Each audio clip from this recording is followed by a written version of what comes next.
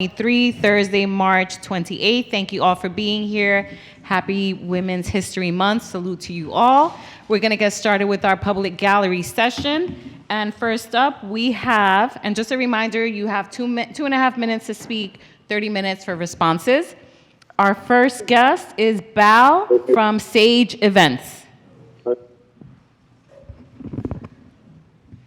Just make sure you speak into the mic. Committee Board 12, ladies and gentlemen, my name is Bal Balgobin. I'm the owner of 4848 White Plains Road. It was formerly the Elegant Rose Hall, and until 2012 when I rented out, and after then I had a severe problem with one of my tenants.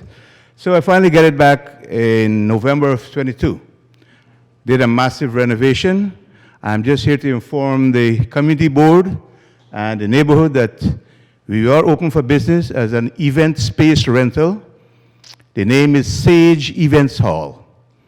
And it's nice. I would like, whoever would like to come and view it, it's beautiful. We have 4 ballrooms, and you can rent it for any event, weddings, birthdays, sweet 16s, repasts, even divorce if you want. Thank you all very much, and have a good evening. How do people get in contact with you? Right. 917-575-7547 or 433-7089. 914-433-7089 or 917-575-7547. Again, the name is Bal. Thank you. And who should they ask for you? Bal? Bal. Okay, thank you. Next up, we have Miss Amanda from Equality Charter School.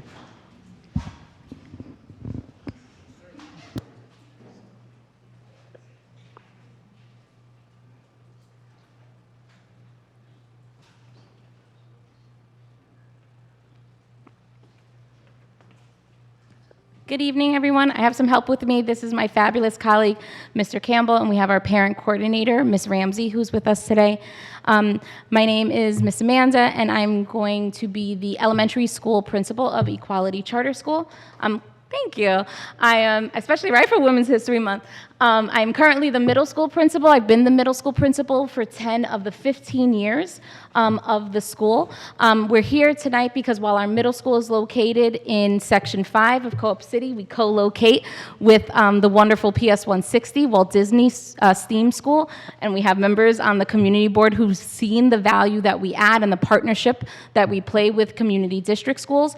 Our new location, our permanent space will be located at 801 Bartholdi. And so with our incubation space next year at 3901 White Plains Road. And so we have some information that we wanted to share with you all. Again, it's really a privilege to be able to do the work that I do at our middle school and will do at our elementary school. I'm a Bronx native, continue to be in the Bronx, raise my children in the Bronx. And I come from a family of educators who really believe in choice for families. I'm not a charter proponent. You're not going to hear me talk about one school setting versus another. It's about quality education and giving our families an opportunity to make a choice that is in the best interest of their child. So thank you so much for listening to us tonight. We plan on also doing a longer presentation during the community education board meetings. But if you have any questions, I'll also leave some of my cards so you can direct them our way. Thank you. We have some questions, yes.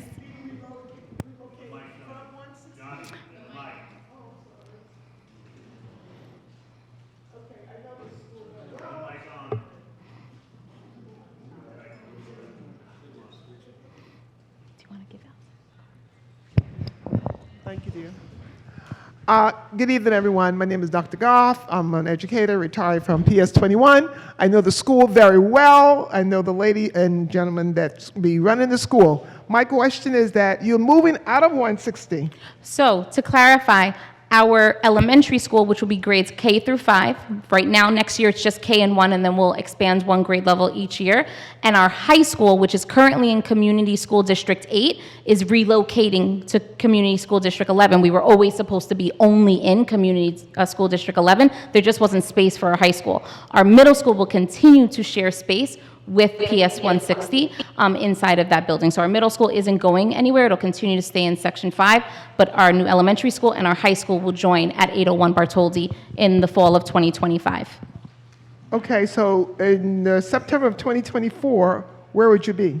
Our K and 1 will be an incubation space, 3901. It's it was the Rite Aid Walgreens space, so that'll be our community space, our cafeteria, electives PE space, and then there will be modular classrooms set up in the parking lot of it. There'll be 8 modular classrooms, 4 for kindergarten, 4 for first grade. Those classrooms themselves, like I went to go see them to vet them. We went to a private school in Long Island, and I was pushing them sort of like, don't give me the used car salesman and tell me this is what the inside of these classrooms is going to look like, and then I get off the lot and I've got the roll-up windows, right? So they have windows, they have heating and cooling units. All of the furniture and the decorations that we plan on providing in our permanent space are going to be purchased so that those incubation classrooms feel and look exactly like they would when they're in our permanent space. And we just came from an open house at the Allerton Showcase with families, prospective families, because our lottery takes place on Wednesday, April 3rd. April 3rd? Yes. Okay, you have flyers and information? There should be information in that slide deck there or within our annual appeal. Thank you. You're welcome. Question, isn't there a school currently at 801 Bartholdi? So there was a school at 801 Bartholdi, I think 2 years back. That school moved out of that location. Before we even began negotiations with that site, the school was already in the process of moving. I think there was, I don't want to speak to that school's business, but I think there were issues in terms of financial situations that came up with that building. And then we learned that that space was then going to no longer be occupied, and so we started negotiations with that. So a developer is coming in, and they're going to resurface the building. The inside is being renovated, and then there'll be a 3rd floor that's built on top of the existing 2 floors that'll have a high school regulation gym, that'll have an rooftop playground. We've already started speaking with, we've had long-standing relationships with our political officials, especially Councilmember Riley, to talk about how we can use the site for community events and bringing the community together. We know sometimes how people might feel about charters and sort of put everyone in the same basket. That's not us. And you can speak to the fact that our goal is to not deplete resources from the community, but to be a value added and to build partnerships with especially community district schools. We know we don't know everything we need to know. We need to learn from others, right? I'm an educator because I love to learn, and it's important for us to continue to learn from others throughout within the community itself. So you're saying all of this construction will be done before you occupy the building? Fall of 2025. That's why next year we're going to be an incubation space. So we learned that we had been approved for our charter in 2020, 2 weeks before the pandemic shut everything down. So it's been a little bit slower, but we want to be able to get it started. So we'll be in that incubation space for 1 year and then moving into the permanent building. Okay. It is. Miss Amanda, I just wanted to, I'm the TA president from the Housing Development on Gun Hill. Awesome, thank you. Yes, you've been around and I've gotten all of your paraphernalia. But Awesome. in any event, I want to invite you to our fiasco in August to help market your situation. We're going to try to Absolutely. take the street on Holland Avenue. So I'm going to keep you in mind and Thank help you so much. market that. And if anyone has, we've been out to daycares. We were actually at Susan E. Wagner yesterday, one of the sites. We plan on going to all of them. And it's not just to sort of do like a spiel. I want to sit down and get in front of kids, do a read aloud, talk to teachers. We met with some of the UPK teachers to talk about how do we support the transition of kids from UPK programs to kindergarten. They were like, wait, what do you mean you don't have nap time? I'm like, oh yeah, we're gonna have to think about that. And then telling us that Amanda, I'm it's gonna be sorry. different. We do have a question, and got I it. want to invite you back to the committee to do your full presentation. Absolutely. Talene, you have a question? Hi, yes, good evening. How are you, Miss Amanda? Hi. I am Talene Dickerson, the Education Youth Services Chair. I have been in contact with Ms. Franco, Caitlin Yep. Franco. Right, and I'm sorry you missed my education meeting the other night, but we will be in contact. Absolutely. Sounds good. Thank you. We Yeah, invite you thank you there. for Thank coming you. back. Okay, we'll see Good you night, there. everyone. Thank you. Next up, we have Margaret. Margaret.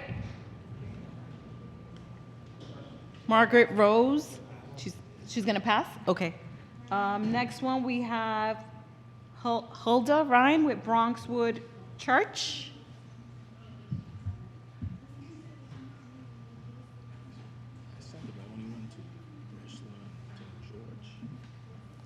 Good evening, everyone. My name is Hulda Ryan, and I'm here with Ms.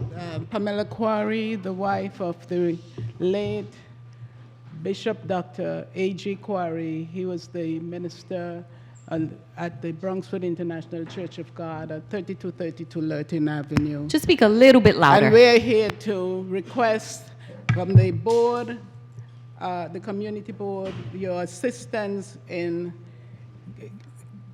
giving us your assistance in our application to rename the streets, the corner of Duncan Avenue and Lurton Avenue, where the Bronxwood Church of God is located.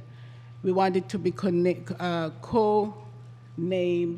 the Bishop A.G. Quarry Way or Bishop A.G. Quarry Drive, whichever you would recommend that we focus on as we apply for the co-naming of the project. Reverend Quarry was the lead minister at the church, and he ministered there for over 30 years. And one of his major objectives was to include the community, and he had performed many services during the 30-year period for the neighborhood, and we would like your assistance in the application as required. Some of his activities in terms of his philanthropic activities, he assisted, he had organizations or groups in the church to give financial assistance to families in the neighborhood, especially when they had financially Hilda, I'm so sorry. emergency. This is all great, what you're sharing with us. But the process is that now you do want a letter of support from us, which I believe we would gladly give, but it has to go through committee first. So what you're this is presenting not- now, you were presented at Mr. John Isaac's Department of Transportation Committee. Oh, we were, oh, Because okay. then we would take a vote there, and then at our next board meeting, we would pass, vote for or against, but it has to go through committee first, which is his committee, and he'll give you the information of when we'll be meeting next, which is in a few weeks. Okay, so we will get his name. Yes, he's gonna give it to you now. I'll get His email and number, and then you join us at his committee, you'll give us your full presentation, we'll ask questions, and then we take a vote in support of the street naming. Does that make sense? Yes. Apologies. I figured that we felt that we were in the wrong. No, but it's great that you're here, right? So now we all know that we're gonna go to his meeting coming up in a few weeks, and we'll take a vote on it. But all this information is useful, so you'll bring it back and present it to us again. And you'll have more time. Right. Okay. And you can bring a bio. You can bring a bio of the person that you want the street named after, and you can present that at the transportation committee meeting. Okay. And the contact person said it. He's gonna give it to you. Thank you so much, we appreciate it. Yeah, thank you. Okay, anyone else here in person that would like the floor? Okay, so we're gonna move on to online. Anyone virtually that would like time to present? Okay, so we have, okay, so this concludes our portion of the public gallery session. And next up, we're moving on to the elected officials' representative reports. Jeffrey Peña, the floor is yours. Thank you. Hi, my name is Jeffrey Pena. I am a community engagement coordinator for the Bronx District Attorney's Office. So we do have a few events coming up. We have our third annual prom dress and suit drive, sponsored by the Bronx District Attorney, Darcel D. Clark, as well as Bronx Fashion Week. We are accepting donations of gently used formal dresses and suits for Bronx High School seniors. They must be clean, no rips, tears, or damages. Bags and shoes are welcome too. And you can drop them off at the Bronx District Attorney's Office, 198 East 161st Street, Bronx, New York, 10451, from 9 a.m. to 5 p.m. There is a bin located in the lobby. And we are accepting donations until April 19th. Then on May 4th, we are having the prom dress and suit distribution. So we are giving the prom suits and dresses to the high school students. That will be at Bay Plaza Mall, indoors on the first floor at a storefront previously known as Mission Shoes, Saturday, May 4th, 2024, from 12 p.m. to 4 p.m. The students must bring ID, and if you have any questions, you can always email or call us. And finally, we have Law Day. So if anyone has any or knows any students, middle schoolers, high schoolers, college students that are interested in pursuing a career in justice, please invite them to Law Day. So we're going to have some judges, some assistant district attorneys, lawyers, and they're going to speak about their experiences and network with the students. So that will be on May 1st from 8:30 a.m. to 3:30 p.m. I believe there will be some breakfast and lunch provided as well. So again, if anyone is interested, please let me know. I will leave my email and phone number in the chat. Thank you. Thank you. Kira, next. Hi, everyone. Good evening.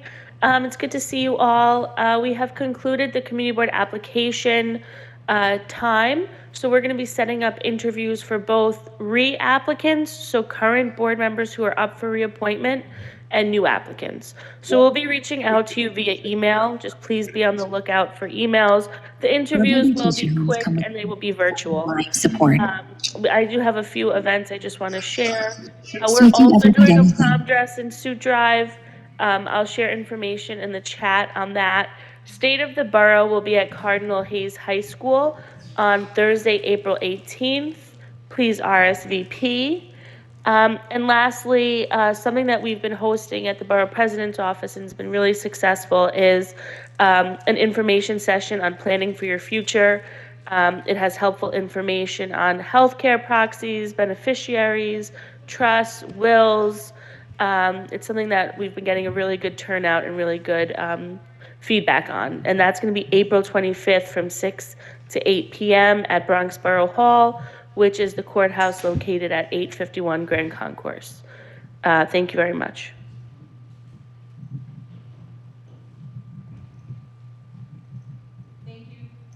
Thank you. Next, we have Rochelle. And please let me know if we're saying your name right. Hi, my name is Rochelle. I am one of the constituent services liaison for Congressman Richie Torres in District 15. One of our recent announcements, which was made on March 18, is that Representative Torres was able to secure over $18 million in community project fundings. That was one of the recent announcements for this month. Last month, February 7th, Congressman Richie Torres introduced the legislation to improve community mental health services. And that same day, he also introduced the contracting accountability legislation, which is for public housing agencies to be able to take accountability. And once again, those are the announcements that I have. I will be leaving my email. Once again, the services that we offer are for federal assistance, USCIS, Social Security, IRS, any federal issues. And if anyone has any questions, I will be leaving my email on the chat, and anyone is free to email me. Thank you. Thank you. We have Greer next. Good evening, everyone. My name is Grim Mayhew. I am the Bronx Borough Director for the New York City Comptroller's Office. We do have a few updates for everyone this evening. The first one is that our office released a report analyzing the city's major emergency staffing contracts for asylum seeker services. So that analysis found that the prices of services across the 4 contracts varied widely for the same services. Vendors were supplying staff to perform comparable functions at widely different rates from one another, in addition at rates that are significantly higher than the rates usually paid to existing New York City shelter vendors, and in most cases higher than public sector civil servants. Secondly, the comptroller announced a lawsuit against New York City Transit for failing to pay prevailing wages to workers hired to clean the subways during the pandemic. And then lastly, our office also released an HPD staffing and capacity report. So while the agency has made significant progress in efforts to staff back up after the historic pandemic declines, the loss of institutional knowledge has compounded pre-existing development pain points that delay and hamper projects, and the report outlines management reforms needed to ensure that the agency can fulfill its critical mandate to build and preserve quality and affordable housing. If you have any questions about any of the reports, feel free to contact me at 929-512-1647. And also you can check on our website at comptroller.nyc.gov. Thank you. Thank you. If you can put your information in the chat. Okay, I will. Thank you. Thanks. Okay, Destiny Wesby. Hello, good afternoon, or good evening. Hopefully you guys can hear me. I am from Senator Jamal T. Bailey's office. I am Director of Operations, and we have a few things that we're doing, and I just want to give you guys the information. I'm going to give a brief information, but I'll make sure I'll put all of the information and my contact as well as the office contacts in the chat. Our office has partnered with New York Common Pantry, as we have been doing for a while now, and Butler Church to provide food distributions. It will be every first and third Wednesday of the month at Butler Memorial at 12 p.m. Their address is 3920 Paulding Avenue. Again, I'll make sure I put that in the chat, as well as every fourth Wednesday at our district office at 959 East 233rd. We also at 2 p.m. will be doing food distributions. Senator Bailey, along with members of the Westchester delegation, will be hosting Korean War veterans for a visit to the New York State Capitol on Thursday, April 4th, 2024. The delegation will coordinate a bus to bring veterans to and from Albany. You can RSVP through our phone number, which will be 718-547-8854. And reservation should be done by April 1st. It'll be in the chat. And in partnership with New York Restoration Project and Bissell Gardens, we're giving away free native species trees at Bissell Gardens on Saturday, April 12th. Please note you'll need to pre-register to pick up the tree. You can call us to do the RSVP. We can do it for you. But again, I'll be sure to put all of our information as well as my email address in the chat. Thank you. Cynthia, you're next. And if anyone else online of our elected representatives would like to speak, please raise your hand online. Cynthia, can you give us 2 minutes? Yeah, go ahead. Okay. No, you go ahead, Cynthia. You wait. Go ahead. Go ahead. So hi, good evening, everyone. My name is Cynthia. I'm the Legislative Director. I'm Constituent Services Director and Legislative Coordinator for Councilmember Kevin Riley's office. We have 2 offices, one at 940 East Gun Hill Road and one at 135 Einstein Loop, room 44. Phone number 718-684-5509. Email district12, that's district12@council.nyc.gov. Wanted to go over a couple of things, so I'm going to break it down by legislation and events. For legislation, with it being a new legislative session, we have to reintroduce and newly introduce legislation. So there'll be a bit of time as that stuff comes through. One reintroduction that I wanted to highlight is Introduction 645, 2024, regarding the creation of a pilot program with New York City Small Business Services to connect content creators with small businesses so that we can showcase all the wonderful offerings that our small businesses have and be able to get that talent and that knowledge from content creators and have skill building between the two of them and just it's a concept. We want to prove that this could work, so it'll be a pilot program.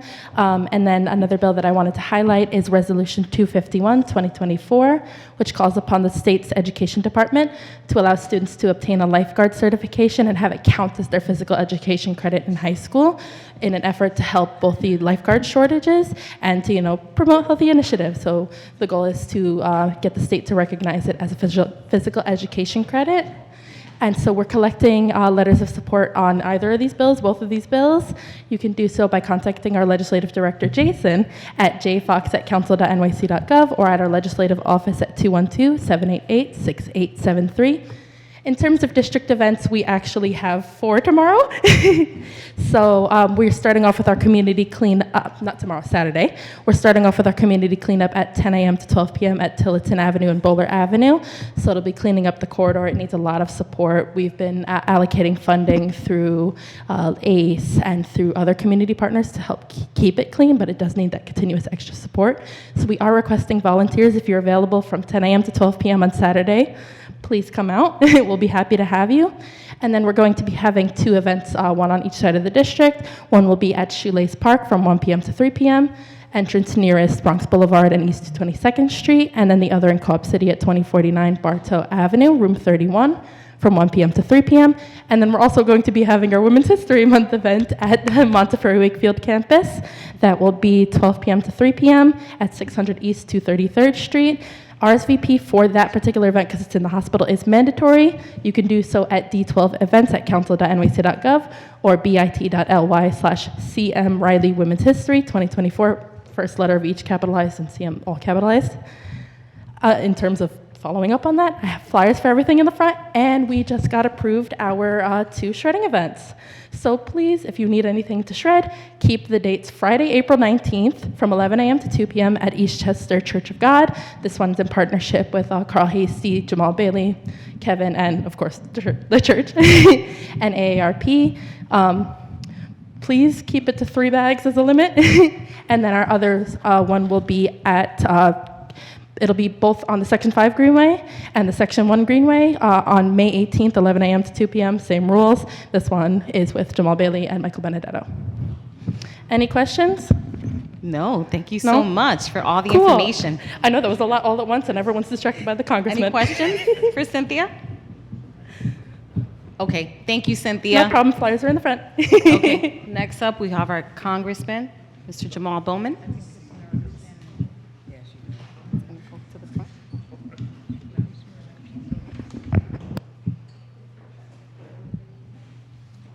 Good evening. How y'all doing? Good to be here. Good to be here. It's been a very, very, very long time. So it's good to be back. Congress right now is a pretty dysfunctional place, to be honest with you. You watch the news, you see what's going on. Because of the current leadership that's in place, we've had the least productive Congress in U.S. history. So it's been a pretty depressing year and a half trying to govern with people in Congress who are not serious about governing. Hopefully that will change in November, and we will be able to elect our first black speaker in U.S. history, Hakeem Jeffries. But that, there's a lot to be done between now and then to make that happen.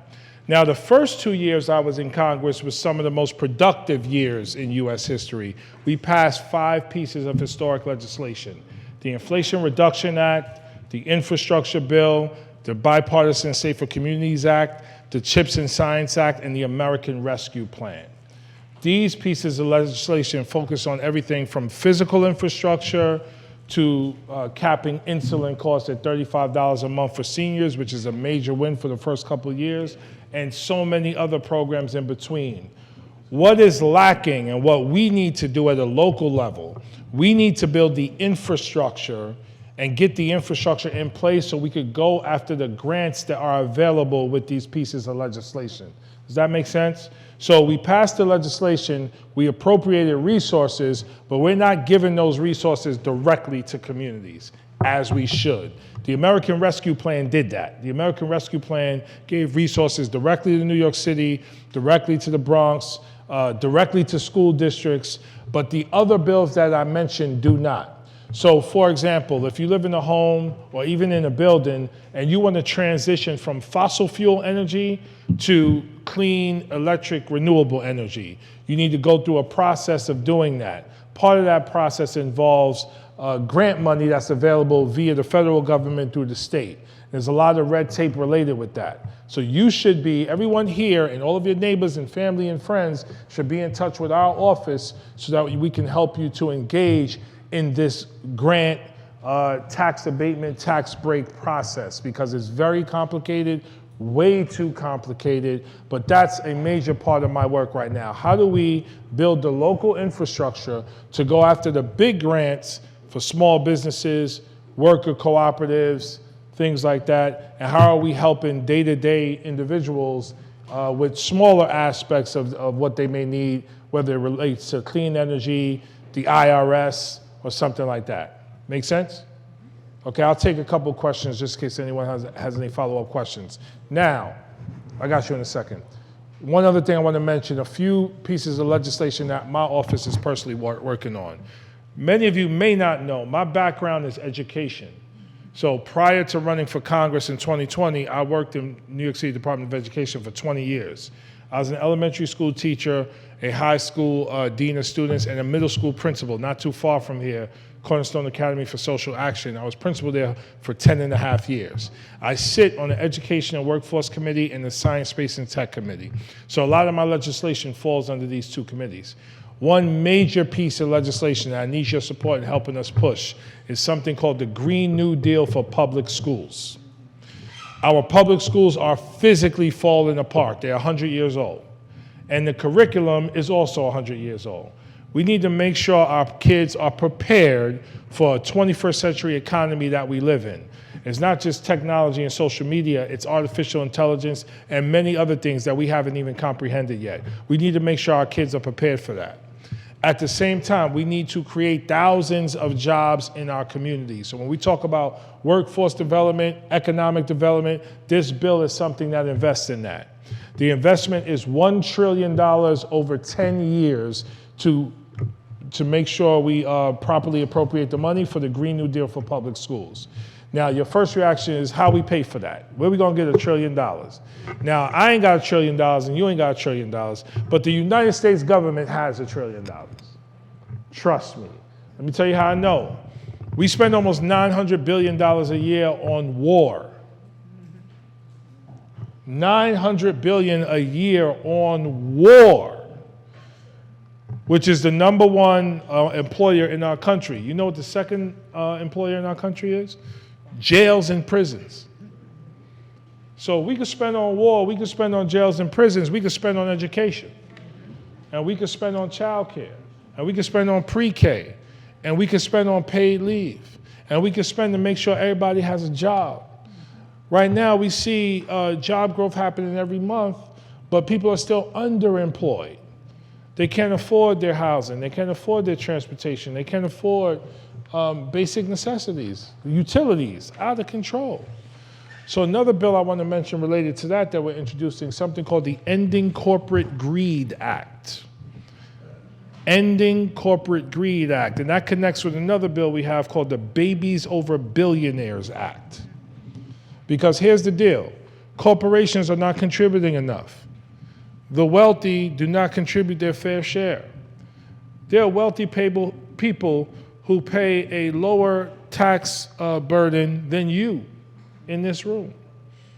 That's unacceptable. So all we're saying is make sure the wealthy pay their fair share, make sure corporations pay their fair share, reinvest that money in our communities that have been left behind, and build the economy from the ground up. Last thing, since I've been in Congress, we've brought well over $1 billion into our district.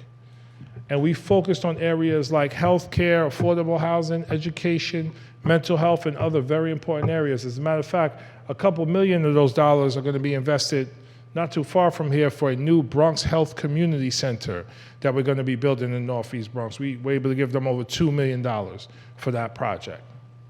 And the reason why we invest in healthcare, the reason why we invest in education, the reason why we invest in childcare, because all the public safety issues we're dealing with, it starts in those areas.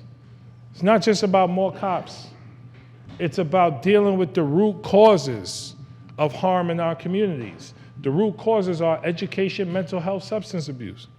Those are the root causes.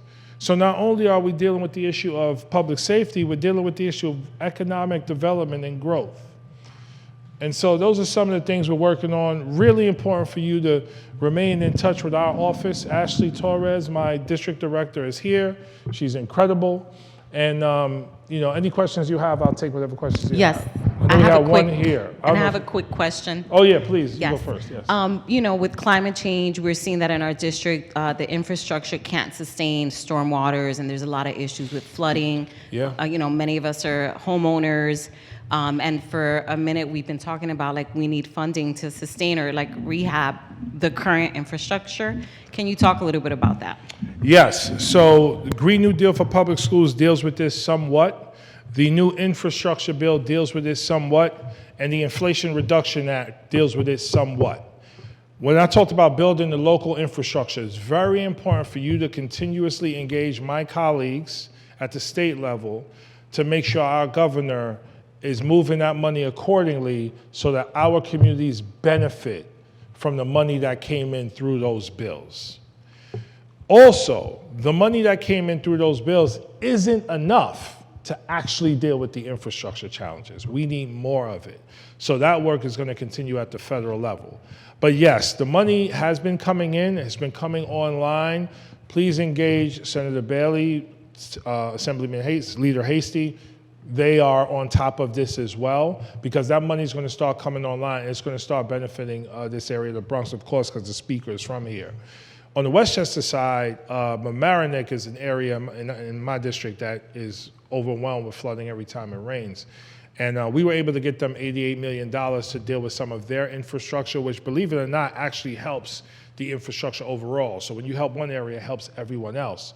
The problem is, because we have a dysfunctional government federally right now, some of that money is taking a little bit longer to come online.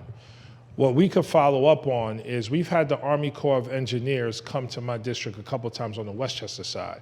We got to do a Bronx tour as well, so we could get an understanding of what the flooding issues are here, and then the Army Corps can begin to identify areas they want to focus on when the money does come online. But the money has been allocated to the state. It's going to be coming online. We're consistently working with the state on this issue, but we got to bring the Army Corps out. So let's follow up on what that looks like. With Ashley, yep. Yeah, we have them come. I just met with them recently. They're looking for new projects, so they'll be coming in shortly. I know Luke was next, and that Mr. Hall. It seems like every year we have these threats in local politics to cut funding for our libraries, for our schools, for our parks. Wakefield doesn't have equitable access to parks like a lot of other communities in the city do. Is there anything that you can do to help direct funding to creating new parks, sustaining current parks, especially when we're relying on a lot of volunteer labor for these types of critical things? Yes. So every year there is a process called community project funding that our office goes through with the community to identify specific projects that they want to have invested in. So something like parks or some kind of infrastructure project like that could be a part of that conversation. So that's another follow-up with Ashley, where right now we're beginning that process. Let's have that conversation. Let's identify a potential project. Pretty much you write a proposal, let us know the cost and all the parameters of it, and we'll figure out how to get it funded at the federal level. Also, I want to say, do not let local elected officials off the hook.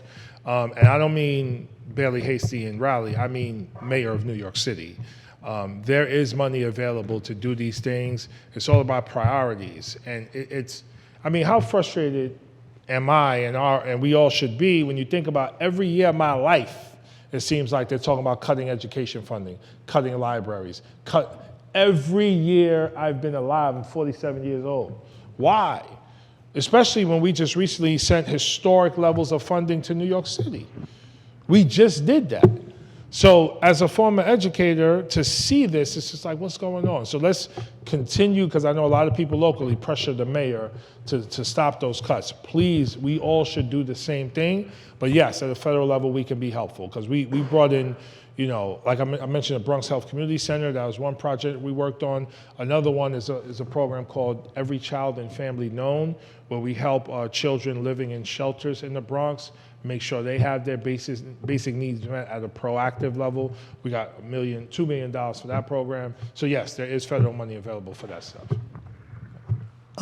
Congressman Hasty, first of all, I just want you to know the residents in Gun Hill, they miss you. And I miss y'all too. All right, you're no longer our congressman, but we still have love for you. Appreciate it. My first question, and I only gonna have two short ones, but the AMI, with regards to this particular area, this area's AMI is so high, but it also goes into Westchester. What could be done so that we can redefine the title of affordable housing? Yeah. What is the AMI for this area? I have no idea. It's so high that a studio apartment on 215th Street between Holland Avenue and White Plains Road would be $73,000. Yeah. And it's horrible. Yeah, we've been lobbying HUD, because HUD helps define what regional AMI is. So we've been lobbying HUD to change that. We haven't gotten very far yet, but we're going to continue to do that. We've also been engaged in the White House to do a lot more around rent stabilization, rent control, and making sure like people aren't unjustly evicted from their homes. The reason why we did that is because we believe housing is a human right, first of all, if we're talking about the issue of housing. And then secondly, anyone who receives federal dollars should be doing more as it relates to stabilization of rent. And so that's one issue we've pushed the Biden administration on. They so far have created a Renters' Bill of Rights, but in terms of real policy and real teeth, haven't gone far enough yet. But we have been lobbying HUD, and it would be helpful for all of you to lobby HUD and lobby my colleagues on the Senate side as well on this issue, because it's a big problem. Okay. My next question, I see you said something about the Green New Deal for public schools. What about the Green New Deal for public housing? Yeah, I just introduced that last week. You did, okay. Well, not me. I'm a co-sponsor. It's AOC's bill. We introduced it just last week. All right, because I saw where she was pushing that to a degree, and that had been something that had been mentioned previously. Yeah. I mean, when we first met and we did the tour of Gun Hill houses, we were talking about this. That's when I thought I was going to keep Gun Hill, and they took it from us. But that's okay. That but still, yeah. That Green New Deal needs to be in the fold in the best interest of public housing per se, and HUD could verify that, and maybe they can get their act together because the secretary left. Well, this goes back to what I said at the very beginning. We need the right leadership in Congress. Right now, we don't. I believe under Hakeem Jeffries' leadership, a lot of this stuff is going to start moving forward. Right now, you have some of us who believe housing is a human right, and some of us who know that the climate catastrophe is real and killing people every day, every year. And then you have others who look at housing as, something that's all about profit. And so they keep housing stock very low and keep the cost of housing very high. And they don't care if people have to move, they don't care if people have to die. They've neglected the public housing stock as we know for so many years, they meaning the market, and now you got Wall Street involved in buying housing. And so this Green New Deal for public housing that we introduced a couple weeks ago is a response to that. There's also a Green New Deal for cities that Cori Bush introduced. That's a response to this as well, because it's not just public housing, it's all buildings that we're trying to greenify, if that's the word. Last thing I'll say on that is, at the state level, there's a huge bill that recently passed, the Building Public Renewables Renewables Act. That passed at the state level recently, which is all about transitioning to everything green. And so I'll get you some more information on that. We was helpful in making that pass, but that's part of this transition conversation we're talking about. Housing's included in that. Okay, thank you. Thank you. Ariel, you're next.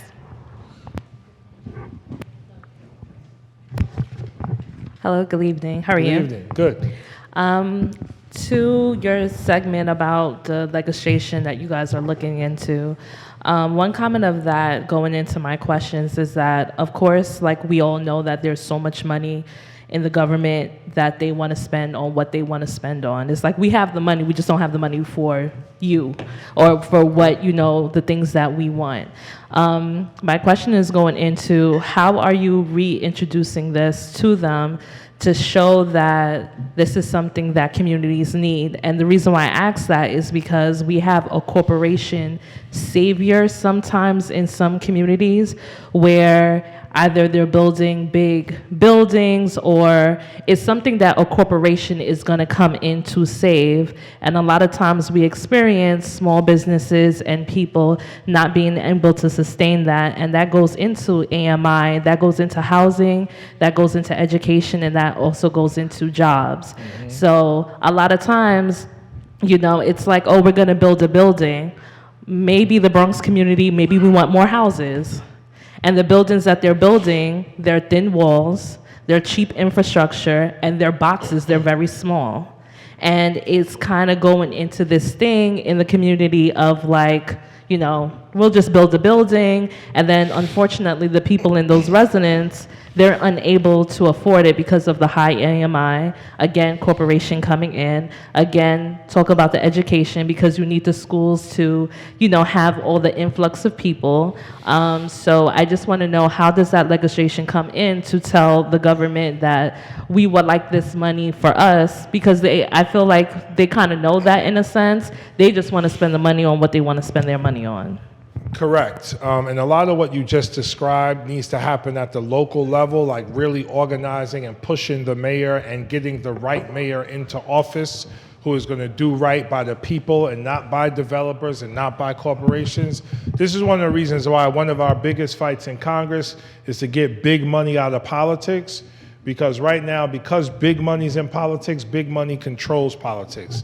A lot of big money comes from corporations and developers and the wealthy. So they come to a city and they'll negotiate with the mayor directly, come up with some kind of sweet deal, and next thing you know, we got this development going up and we're displacing people and completely destroying their quality of life. So organizing locally, particularly with the mayor and whatever offices deal with these issues, is really critical. At the federal level, we're trying to shift the consciousness. So right now you have the leadership in place. They keep talking about the deficit, the deficit, the deficit, the deficit. Now this deficit has been built over time. All of the senseless wars we've been in forever contributed to the deficit, but they don't care about that. So they keep talking about deficit, deficit, deficit.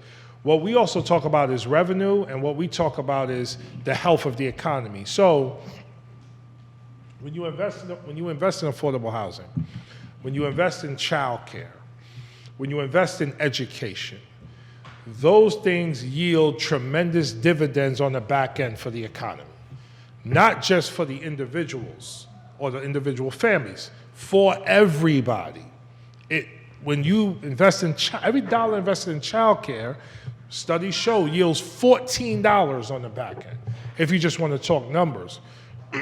When you add quality of life to that, it brings down incarceration costs. Because guess what? Those who have pre-K experiences are less likely to go to jail and more likely to do better in school. So it brings down jail costs and it brings down healthcare costs.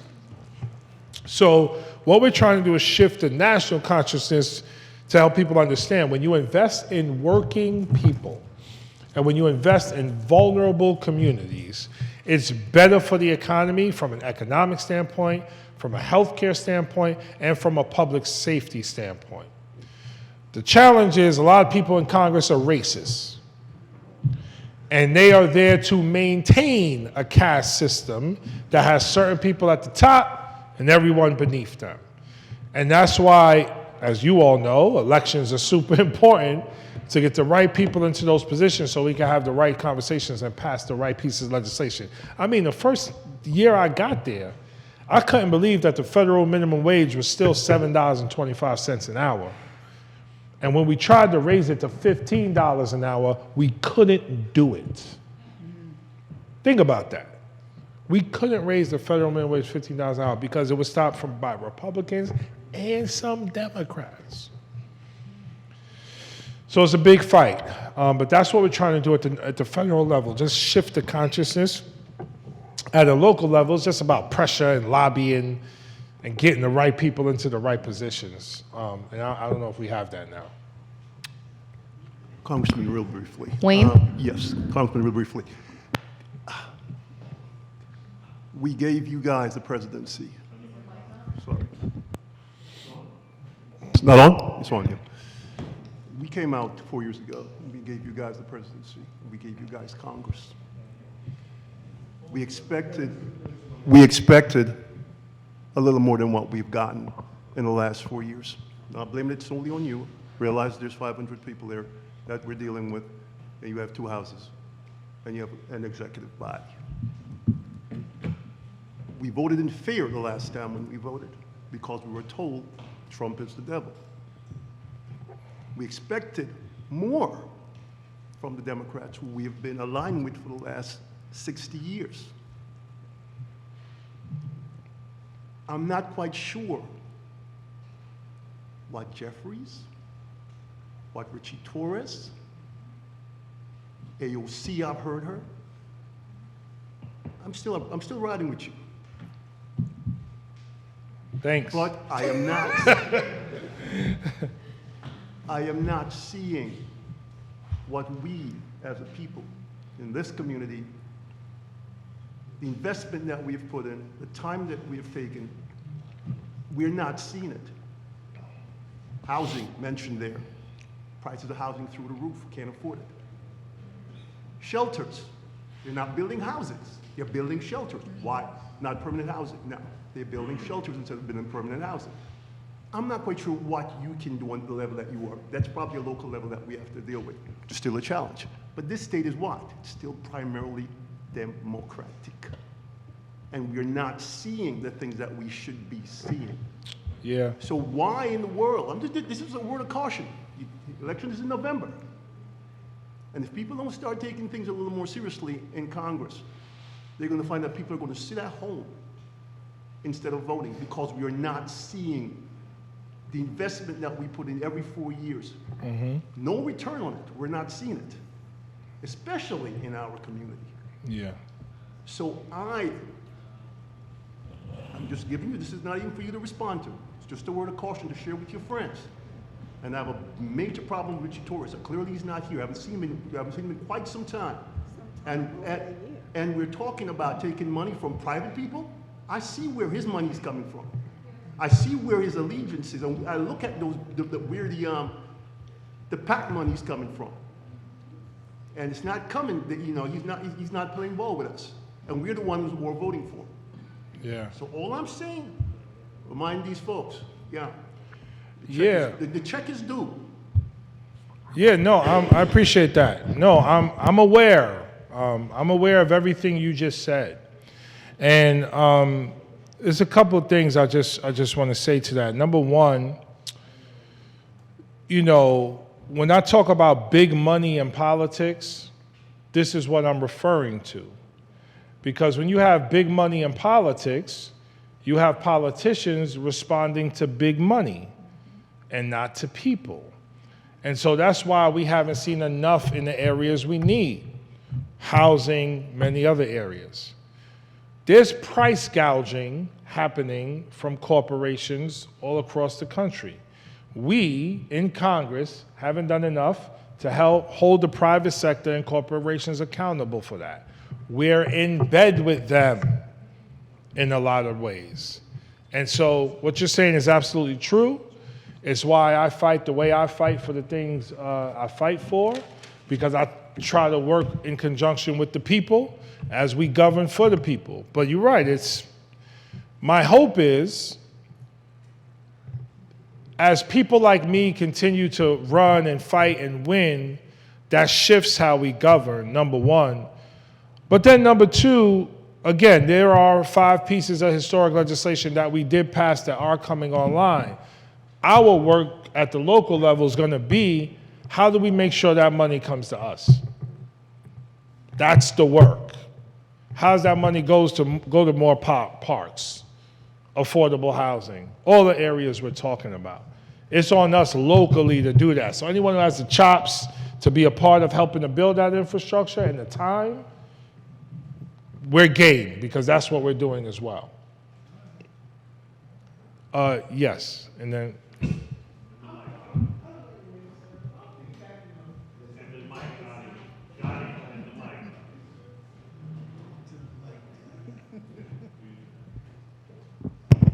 Okay, Congressman Bowman. Yes, ma'am. We worked together when he was a principal, so I'm going to speak education to it. The gentleman in the back made some very, very interesting points. And you being here tonight, and our local elected officials, well, I haven't seen them out other than representative. Me personally, and the things that I do in the community and the people that comes together, we would love to see prior to November to have more elected officials locally and broadly to come out and answer some questions that need to be answered. We do two things. We do the petitions. We go to early voting, which is happening now, and then we go to November, the general election. But prior to that... Well, hold on. For Congress, there's a primary June 25th. Don't forget that. Okay. Yeah. Okay. But prior to that, we know they have a lot of scheduling. They have a lot of places to go, and they have their job as senator and congressman and et cetera.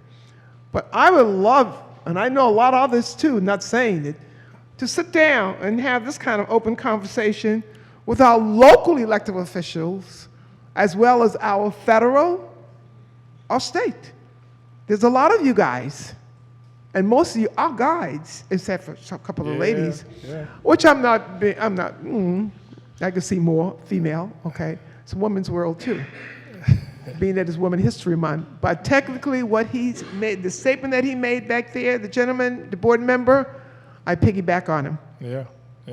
We have judges that are on the petition that we haven't met, but yet we did a petition signing. I know two of them, but we should be able to judge whether we want to vote for them or not prior to being on the paperwork. I thank you. Yeah. No, it's a great point. Now, let me say this.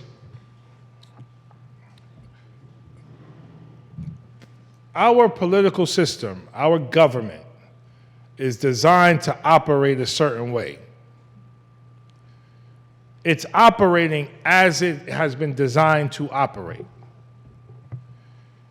In order to change that, we have to force it to change. I would like to think I'm one example of that. I was a middle school principal at a very good school, well-respected, well-regarded, 10 and a half years in the community. I have a doctorate degree in education leadership. One day I got a crazy idea that I'm gonna run for Congress.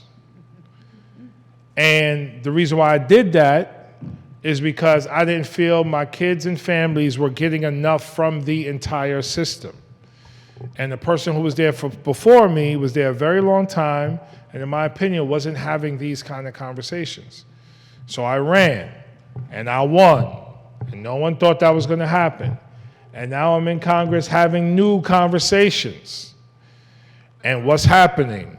The system is pushing back because they don't want to talk about certain things. But that's okay. My point is, we have to change the system to work for the people. And the question is, how do we do that? How do we do it? Who's doing what? How are we building that infrastructure? Yes, in the back. I don't know if you have a mic. No. You have there's no board members. Oh. But we do have a Sorry. We do have one, and then we'll wrap up because we do have a long agenda. Hi, my name is Isonia. You can call me E. I'm from the Environmental Committee here in the Bronx. Real quick question, since we are talking about a very sensitive issue. We want to do the right thing. We know that the system is broken, and by default, we cannot follow within it. What are you going to do to protect those that go against it and may not have a platform as yours that could keep them still employed? That's basically the question. Thank you, Attorney. Hold on. I'm getting very uncomfortable with this conversation. And it's not because of you, Congressman. Yeah. This is a community board. We don't do politics here. This is not a political forum. He's not here to answer questions about his race. He's here to talk about what he's doing for the district, and that is it. You know, we're getting into we're talking about petitions and judges and what our local elected officials, we have local elected officials who have their representatives here, they can speak for themselves. So again, I mean no disrespect, Congressman, but this is not a campaign. This is not, this is a community board. You're here to answer questions about what's happening in the district, what you're doing and your office is doing to help our constituents. And once you've said your piece, you can go. I know you're trying to answer our constituents' questions, but this is not the place for that. It's probably my fault. I think I brought it up. I'm sorry. My bad. My fault. But definitely follow up with me offline, and I'll talk to you about whatever you want to talk about. Thank you. Thank y'all very much. Good to see you all. Appreciate it. Thank you so much for coming. Okay, Alina, and then we'll wrap up this section. Hi, everyone. Yes, happy Women's Month. I just wanted to share that the mayor actually had, unfortunately had to attend the wake of the officer that was murdered.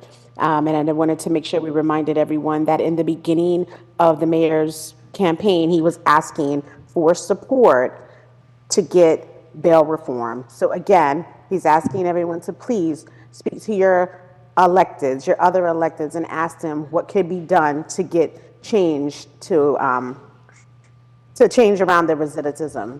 So that's one part. Also, I wanted to let you know that the NST application process is open. So we're encouraging everyone to please fill out the application so that you can submit your concerns. The concerns will be, if we get some of the same concerns from as many people in the community, then multiple agencies will work together to address those concerns.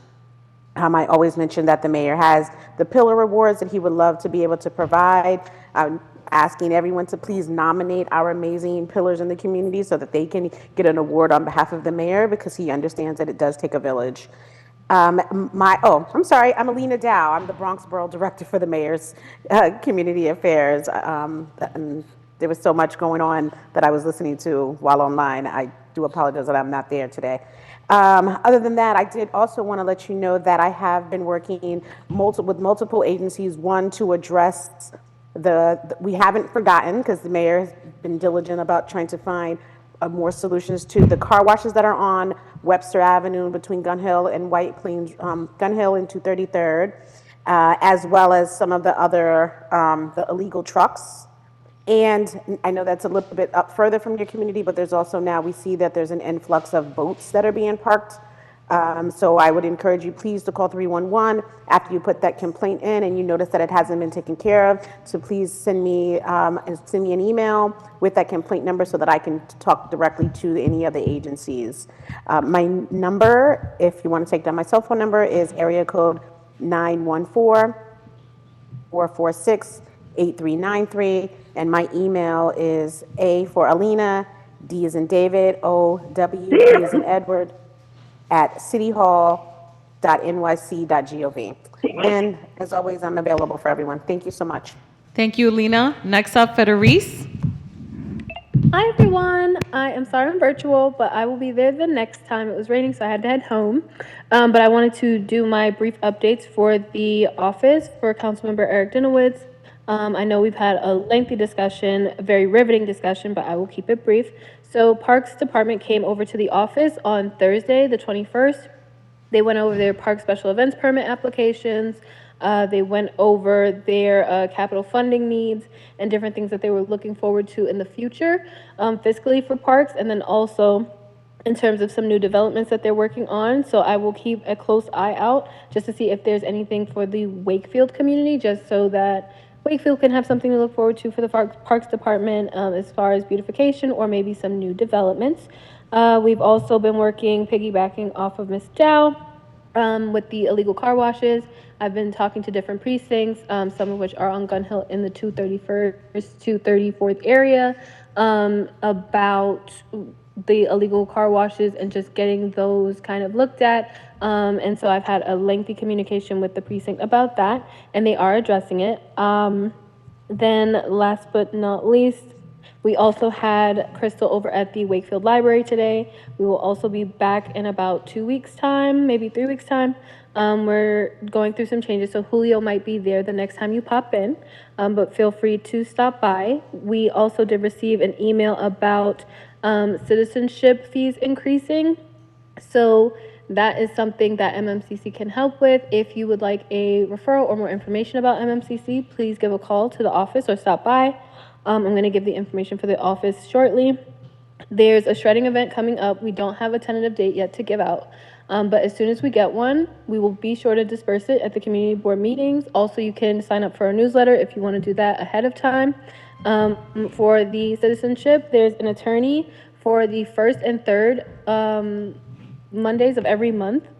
So if you'd like, you can call the office and we'll give out that info to you. We also had West Bronx Housing there on the 19th, and they'll be back on the 26th, and then of April. And so we also are having a fishing event in June. And if you'd like more information about that, please let me know. But it's going to be June 8th, and it's going to be 3 months. It is a little bit of ways away. It's at Van Cortlandt, but I really think that the Wakefield community, if you like to fish, it'd be great to have you there. To stop by, please call or visit the office for more information.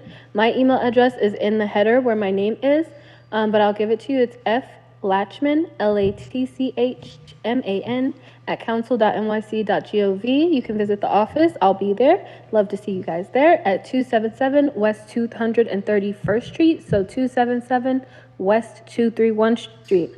The phone number to the office is 718-549-7300. And if you need anything at all about taxes, tax preparation links, or more information, please give us a call or email. And that's it for my updates. Thank you.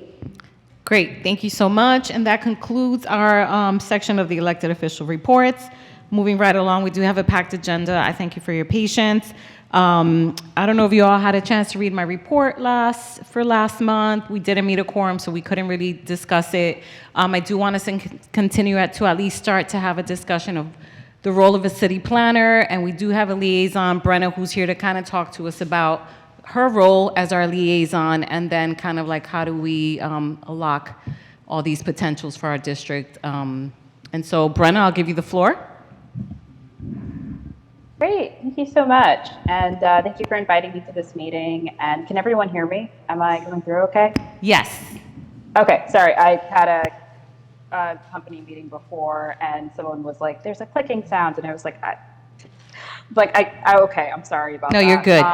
Thank you, Brenna. So, hi, thank you so much for the intro, Beatrice. So we spoke earlier in the week yesterday about the contribution, how the community board can use DCP and look to us as a resource. So I can just give some quick background on myself. I can also share some resources that we maintain that are publicly available and could also be helpful for any land use and zoning questions you have. I was speaking to my director earlier today, and he was telling me that he had done an overview on zoning earlier, late last year with the board, and I know that you have a couple new members, so definitely happy to revisit that later this year and to give some more background and help with questions that you have. So a little bit of background on me. I am the community board liaison to Bronx Community Board 12 and Bronx Community Board 1. I'm a Bronx native, so I'm really happy to be doing this work. I've had experience in the private sector, the public sector is what I'm back in, and then also in the nonprofit sector at Department of City Planning. I am a borough planner, so I help oversee projects that happen within, those community districts and community boards, working with the applicants to make sure that they actually like communicate with the community boards that the projects are happening in. When I spoke with Beatrice, Beatrice yesterday, I'm so sorry to keep messing up your name. You had spoken about like interest in just seeing how the community board can, use the Department of City Planning for any zoning help that you have or help with land use. And I know that there a lot of times like these issues can be like really like high level or just like not, there's like a lot of like intricacies to it. So absolutely like happy to come to community board meetings that you want myself or my director, Paul Phillips, to come to. I also still work with the former community board liaisons that y'all had, Nathan Heffron. Still work with him. He's fine. He's doing great. He's with other community boards. But yeah, so that's a little bit about what myself for Department of City Planning. Like I said, I work with different applicants, mostly like development. That's what's considered discretionary. So like a lot of development that happens in New York City is generally allowed, but for the stuff that isn't, that you need oversight with, or that you need to go to other overarching agencies with, we are primarily the one, Department of City Planning. I can also share some links in the chat. I know that it's a packed agenda, and I know that you have a really robust discussion, so I don't want to take up like too much of your time. So those were just like some of the things that I wanted to mention. The resources that we have that are really helpful, one is called SAP, so CAP, and it's to check up on the progress of projects that are happening all throughout New York City. You can look at it by a community district. So there are a couple happening in Community District 12, which falls within Community Board 12. You can look at all the ones, like if you want to look at ones in New York City, not New York City, in the Bronx. You can look at Manhattan, Queens, Staten Island, Brooklyn. And then another one is called ZOLA, and it's a zoning and land use map, and it's how you can look at what zoning exists in your district or throughout New York City, what land use happens, and it also has links to publicly available legal documents, as well as some stuff from Department of Finance and Department of Buildings. So happy to take any questions, but also very cognizant of your agenda. So please let me know how much you want me to go into depth. Thank you, Brenda. I think it's important for the board members to get to know you and for us to develop a relationship. I just have one question, and maybe our board members do too. What is the advantage of community boards working with city planners? What are some of the benefits? So some of the benefits are just being, of course, like more aware of like maybe development that's happening in your borough. I know that's one of the things that you mentioned you were very interested in. And also, like I mentioned, in terms of like zoning and land use, sometimes those can be like very intricate topics, and they're not necessarily very intuitive. So even I've been at Department of City Planning a little bit less than a year, so I still rely on people at the agency a lot to, tell me what's the difference between like an RDA and an R7D and R7A. So just, knowing those differences, and also just like, knowing maybe like the history that's happened, and just being able to have access to that information, and also just like being able to know where it is, because sometimes a lot of this stuff like is available, but it's just that, it's not necessarily as well advertised. So we do have a zoning help desk. So a lot of times we get like really particular questions like, oh, like what type of signage is allowed, or oh, like what's these like very intricate issues that maybe people can't easily research online. So we do help troubleshoot those. Great. We have some questions, Kartika? Sure. Hi, my name is Kartika. I had a question. Would your support also help us in like land preservation or advocating for like preservation of parks, or understanding like the kind of like cultural assets that some of these places could have for the community? Absolutely. I don't think we do necessarily advocacy straight up, but definitely being able to give you resources so that you know like what's in your neighborhood. So part of what I had mentioned, the service ZOLA stands for Zoning Land Use Map. We have a feature that can show you like different historical districts as well as landmarks, and then it differentiates between like internal landmarks or external landmarks, or if it's like a landmark for a whole building. So just being able to like know those different things that are in your neighborhood. And also, like, you know, there is a Landmarks Preservation Commission, so occasionally like they do send us projects, and we, you know, it's like they've said, okay, we like want this landmark, and there's been like a public movement to do that, and then we follow through to make sure that that happens. Does that answer your question? Yep, thank you. No problem. Does anyone else have any questions? No, okay. My last question for you was, I know when we were talking, there are some limitations, like we can, you know, reach out to you for support for existing projects. If we had a new vision or a new project in mind, I think my understanding was that you wouldn't really work with us on that or be able to extensively support us with that. So yes, I was actually talking with people in my office, and one of them did tell me, like, it sounds like what you want is maybe called a 197A plan. Community boards have done them in the past, and, you know, it's like it can be for like cataloging what you currently have, or like, you know, what a neighborhood could look like. I can send you resources, you know, just because I was like, I wanted to be here, like at least virtually, but yeah, I can send some resources. So they've been able to do some things like those, and those, some of them are like cataloged, and it does along the lines of what you're talking about. And I do know that some community boards, there are like fellowship programs that community boards do have, where they're able to tap into some of the grad schools that are in the area. There are about five planning grad schools in the area that I think participate in some of those fellowship programs. So they do get some students that are doing planning and can help you craft some of that information. I know there's also a nonprofit that has programs like that, and I can again like send some of that information to you as well. Thank you so much. Thank you for your time. And Yeah, we'll no, be in thank contact. you so much, and thanks for making me part of such a cool meeting. Yes, we'll I'll mute invite you myself back. and- Thank you. I'll take myself off camera and mute myself. Bye. Okay. Okay, so I just wanted to make sure that we get to know her, and that, you know, if questions come up, there's a lot happening in all over New York City with the city of Yes, so it is important that we get familiar with certain things, and so we know that we can tap into her as one of our resources. Moving on, that was really my report and part of what I wanted to share. George, District Manager's report.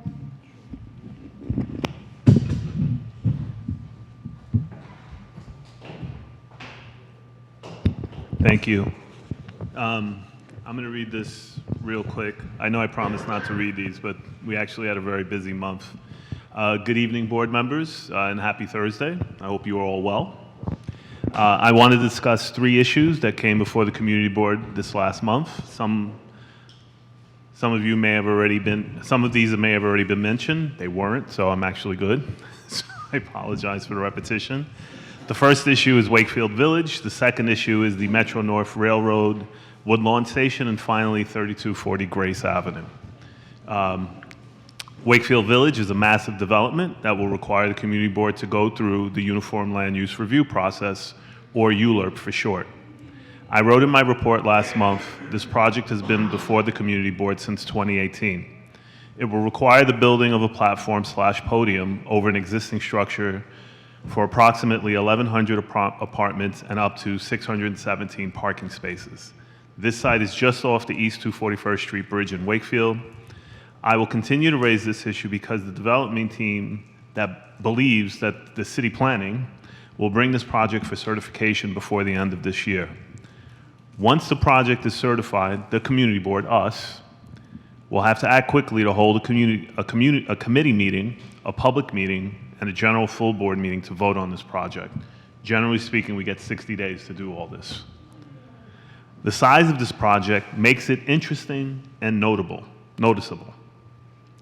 If you have any questions about this project, please ask your questions now so that it could be addressed in any subsequent presentations. I believe our March land use meeting went very well. In that vein, Ursula and I are working on putting together another training session on housing and the importance of building more housing Once we figure out a date with HPD, we will let the board know. Secondly, I received an email this past Monday regarding the Woodlawn Station on the Metro North Railroad line. The email pointed out that the Woodlawn Station is not handicap accessible. We shared Assemblymember Jeff Dinowitz's newsletter today with our list that speaks to the effort that he has made to get the MTA to address this inequity. I'm raising this issue because I do not like the nature in which the email came to us. It appears that the email was sent as part of a much larger campaign because we are in the middle of silly season right now.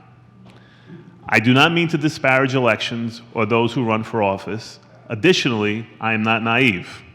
I understand that this happens every day, but it is my hope to keep the community board free from the silliness of heated, divisive public campaigns. This building and this office are not a forum for political discourse. I responded to the complaint by pointing out that the MTA is a state-run agency, and despite the board members appointed by the mayor of the city of New York, they do not constitute the majority of MTA board members. Additionally, our district needs statement do not reflect the needs of state-run facilities or agencies. The author of the email was fully aware of this, yet chose to send this email to others in the community. This led to a deep misunderstanding and misinformation campaign by the author to conflate the community board's role as having any oversight over the MTA. We received several emails from others in the Woodlawn community using the same language as the original email, asking the community board to intervene in making the Woodlawn Station handicap accessible. This was divisive to the community. This was a disservice to the community because it confuses our constituents who are already dealing with their daily lives. The Assembly member had addressed this issue, and the accessibility improvements are included in the MTA's capital budget. It is going to happen. Finally, I wanted to update everyone on 3240 Grace. Community Board 12 had several residents come before the Community Board to ask about what was happening at this site. So much so that we wrote a letter asking the Department of Homeless Services what was happening at this site. The letter was sent February 29th, 2024. The project has been paused. This is the language that DHS used. A collective thank you should be given to our elected representatives for speaking with one voice and letting DHS know that this site was not an acceptable or suitable location for a shelter of any kind. Additionally, congratulations should be given to the residents of the area who came together to demand accountability from DHS and our elected officials. I would like to thank one of our board members, Patricia Boswell, who called several times of the day to keep us informed of what was going on. So thank you, Patricia. It should be noted that when Community Board began reaching out to DHS, the agency maintained that they were not aware of anything with the site. They had no interaction with the landlord and did not know what was going on. They maintained this posture even after they were confronted with the Department of Building Certificate of Occupancy job filing that showed that the landlord was building this shelter location with the support of DHS. I've never seen that before in my life. I've worked for Buildings Department before I came here, never seen any filings on Buildings Department website that actually said, this project is supported by DHS. Where was I? When I received the call from DHS last week, the posture had changed. They said that the project was paused and that they would be reaching out to the provider to let them know that DHS was pausing the plans. DHS knew all along what was happening at this site, and I think it's not right that they were not forthright with the community about their intentions. Secondly, two things were stated in the email from the commissioner. The first thing is that the project is paused, and that is not exactly a declarative statement. Secondly, the commissioner stated that they were looking to add more shelters to our area. I want to state that I'm appreciative to the commissioner because she has been engaging with us, which is different. This is a new thing. This is a new development, so I'm actually surprised by it. So as a result of that engagement, I'm working with the Borough President's Office to put something together on DHS's planning process. I will share the details once everything is ironed out.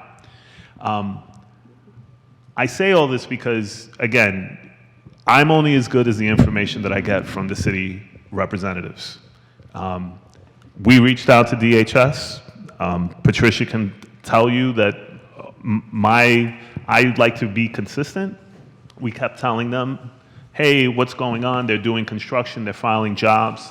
it wasn't, it's technical and I don't want to get into the hay because it's getting late, but it wasn't until we could actually see the filing for the certificate of occupancy, the Alt 1. They had to file a job with the buildings department to change the occupancy of the building. And when they did that, in their statement, they wrote the very last sentence, and it's visible to anybody. You can go to the building's website and look at it, that it was supported by DHS. That was their language that they used, which really changed. Like I said, I've never seen this. I worked in the buildings department. I'd never seen this before. And it raises the issue that DHS knew from the very beginning, and they actually had a provider, because the landlord is not getting paid, or is getting paid by the provider. The provider is a non-for-profit organization. So this is a community-based organization that's a non-for-profit, and they looked at this site and said, hey, we want to do this. As an example, we were here in 2019. In 2019, Black Vets for Social Justice was the provider, and they had looked at that site. And through the intervention of our elected officials, they were able to stop that development from going on. At the time, it was being eyed because we were going through COVID, and they were looking at that site as a separation site so that they could, I guess, put people there so that they could not be bunched up in one place. They relocated that facility when they stopped it to another location. I can't tell you where it is now because it's been occupied, but it's still in Community Board 12. And that is the fear that I have. We were able to pause it at 3240, but again, I don't know what pause means. Does that mean do we wait another 3 years or 4 years before they come back and say, because again, the landlord, whoever this person is spending, once again, we know because of department buildings filings, they tell you how much they're spending on the job filing. It's $1.2 million to convert this building. And that's a lot of money if you're not gonna spend, if you're not gonna get that back. So I don't know what's going to happen. It is on pause. That is a victory. We should take that victory. It's a victory for everyone involved. And again, it's not possible without the intervention of our elected officials. But that's where we're at.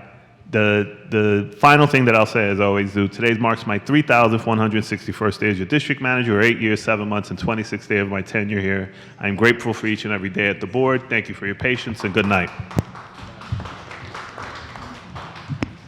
Thanks, George. We look forward to you keeping us abreast of any new happenings. Okay, we're going to move on now to financial reports. Talene, do you have anything? Yes, good evening. Just to say we are still at $2,660. And thank you everyone for your prayers and thoughts for my sister. Have a good evening. Thank you so much. Okay, moving on to approval of board minutes. Want to make a motion to approve the board minutes for December, for January, and February. Second. Robert Links and Robert Hall, second.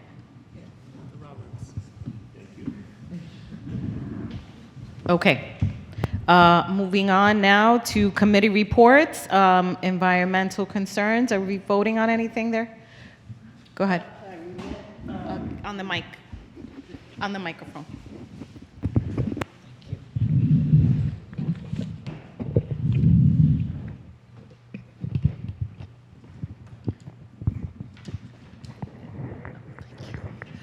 Okay, the committee met in February to agree on a slate of priorities for 2024, and 7 items were agreed by the committee.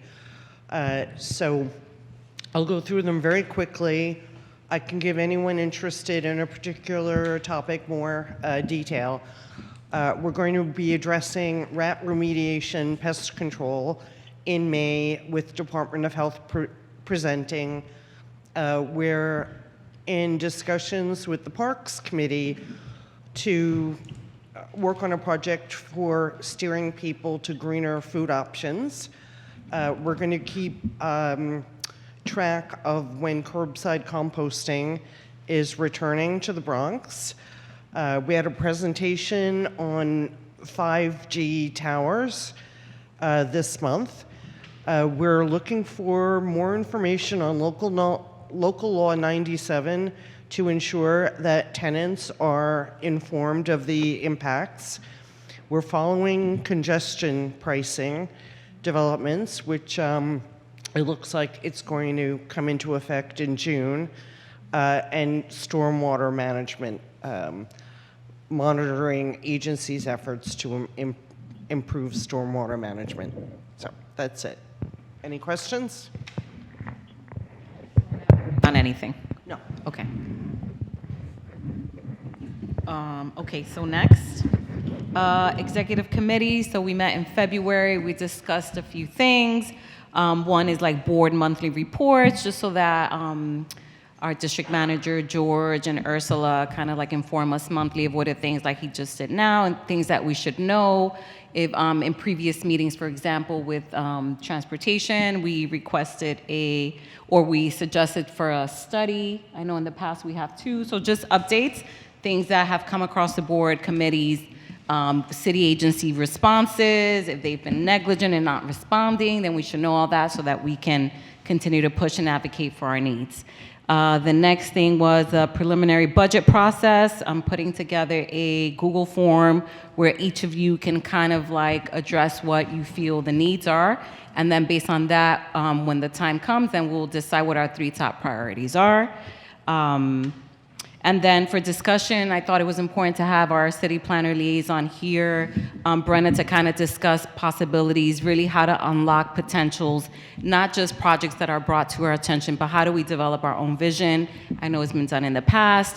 There are some limitations to what Brenna can do for us. So the discussion that I wanted to have was other boards have actually advocated for discretionary funding from their city council members so that we can then have our own kind of like funding to seek or retain our private city planner. So that is something that I would like to take a vote on now. The vote is really, if we're in agreement, for us to be able to connect with our elected officials, city council members, which would be Councilmember Riley, Councilmember Dinowitz, and request discretionary funding so that we have funding to seek a private city planner. What Brenna can do for us is limited.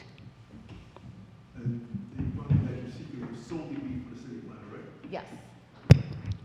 I have a question. What is the city planner going to do for us?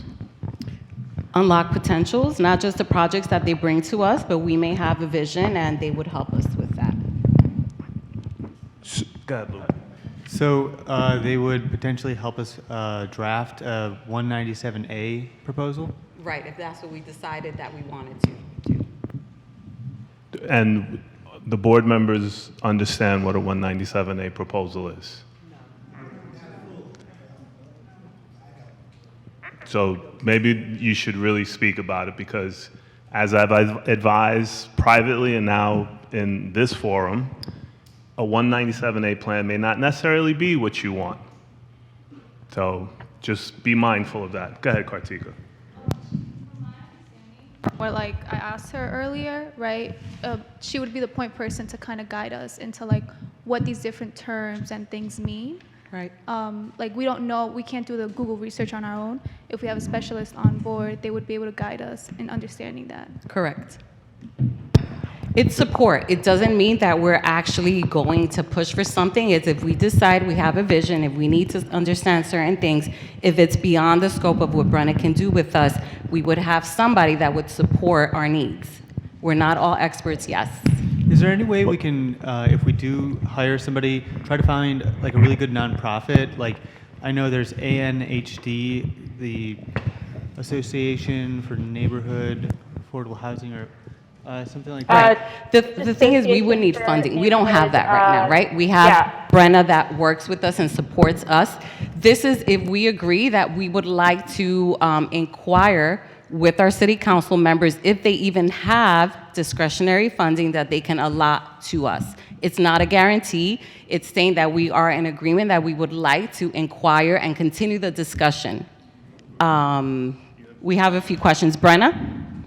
Yeah, no, I was listening to some of the discussion. I just muted myself and took myself off camera. So yeah, no, like George said, what you can do is like you can absolutely like discuss this like I think within the board and just like see exactly like what you want to like get out of somebody because you do have me here and funds like that could potentially be used for like other things. And I think maybe just getting everyone on the same page of like a 197 plan might be a good start. This is just me just putting that out there, like not trying to jump over anyone's feet, but it might just be a good place to start. Like just everyone having kind of like a baseline of what it could mean to have somebody like on staff. And, I don't necessarily know what the process is and like if you hire them for A, like can they do BC? So those might just be like good things to like talk about like within just the board or like a particular committee. Like planning is generally like land use, so it might be tied more to like a certain committee or like housing. So those might be good things to think about. And absolutely Beatrice, I'm actually absolutely happy to, like have Paul, like if you want to have like another talk with, just like all three of us, like I can put him in the That fold would and be he can great. put something. Yeah, so we can do that. And I can, I think that might be a bit more helpful than I think, Yes, just- when Paul presented to us, he, and I believe it was him that he shared that a lot of times what the board sees or votes on or not is projects that come to us, but there is an opportunity for the board to actually come up with some ideas. Yeah, no, definitely like for you to be more proactive because a lot of times I do have to say like when projects come to you, like they are more so formed than, like what you're looking for because you're looking for it to be like more proactive. And if I'm remembering the conversation right, it was more of just like, seeing like where the potential in like community board 12 boundaries are. And it's like, oh, like these sites are, potential for, like this or, like what could be like the best and, highest use for these areas. So definitely like happy to have this conversation more now, but I did just like want to say that piece in terms of that, because it might just be like maybe you want something a little different or, just like investigate it, but absolutely like look into other things. And in terms of what Luke was talking about, there's ANHD, they do, I think, a fellowship with Morgan Stanley, like with the grad schools that I was speaking about, like every year. And then there's Hester Street, and I know that they've done programming with Bronx Community Board, not Bronx Community Boards, just community boards throughout New York City in general. So happy I can package all this in like an email and Yes, send and maybe it for your perusal. we'll have you come back to our land use committee so that we have more time to spend on this. Absolutely, yeah, no. So absolutely, like, take the time that you need and, just make the best decision for you. But yeah, I can package some of this stuff together and also like happy to include Paul in on the conversation. Because I did tell him that I was like coming here tonight. So he did give me some pointers on what to discuss. And he also did tell me that like he spoke to you about like zoning. So, maybe if you like, we can talk about that. Like we are, I will be coming back to the board in May and or June for City of Yes housing opportunity. So look out for me for that. But in the second half of the year, absolutely like happy to do like more trainings or just other things like with the board, because just like I think having a baseline might be like really helpful in helping people figure out like what they want out of like if you're asking for like a particular position, it just might be a good baseline to have everyone just like, okay, we all are here, instead of having someone who's like maybe a little bit below in terms of like understanding or in terms of knowledge, because then it's like sometimes, it's like it's 5 to 1 and then it's like, the one just gets put with the 5. So. Thank you. Any more questions before? Yes. She answered my question. I just wanted to make sure we were using the city resources before we started using discretionary funding for stuff like that. Yes. Any other questions?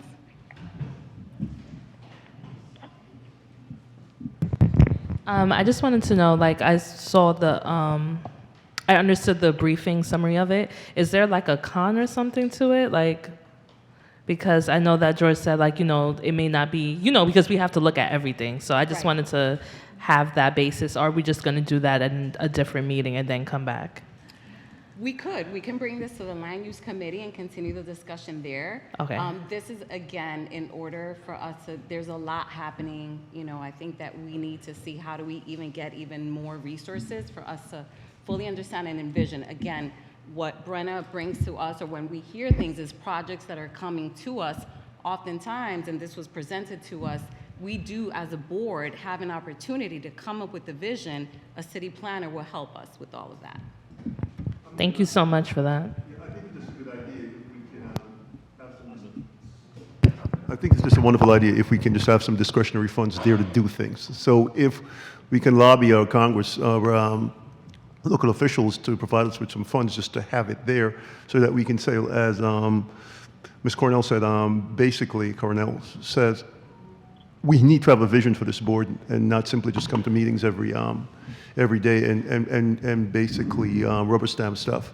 So we need to start thinking about what we want for this community and the things that we want to get done. So I think having the discretionary funds that would allow us to do certain things would be great, would be helpful. I'm not saying it has to be a city planner, but we need to start doing things like that.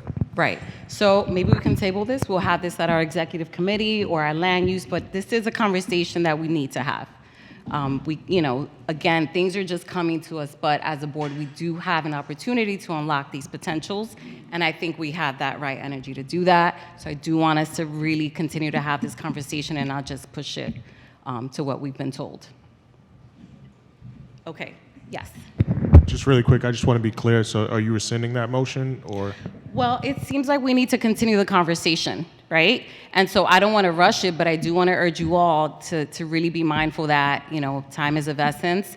We go into recess and after June, and so if we do want to do this and we take a vote, and then it gives us the opportunity to talk to our elected officials, it's budgetary time right now, so now would be the time to at least plug it in their ear, because then it would take time for them to even see if they have the funding to allocate.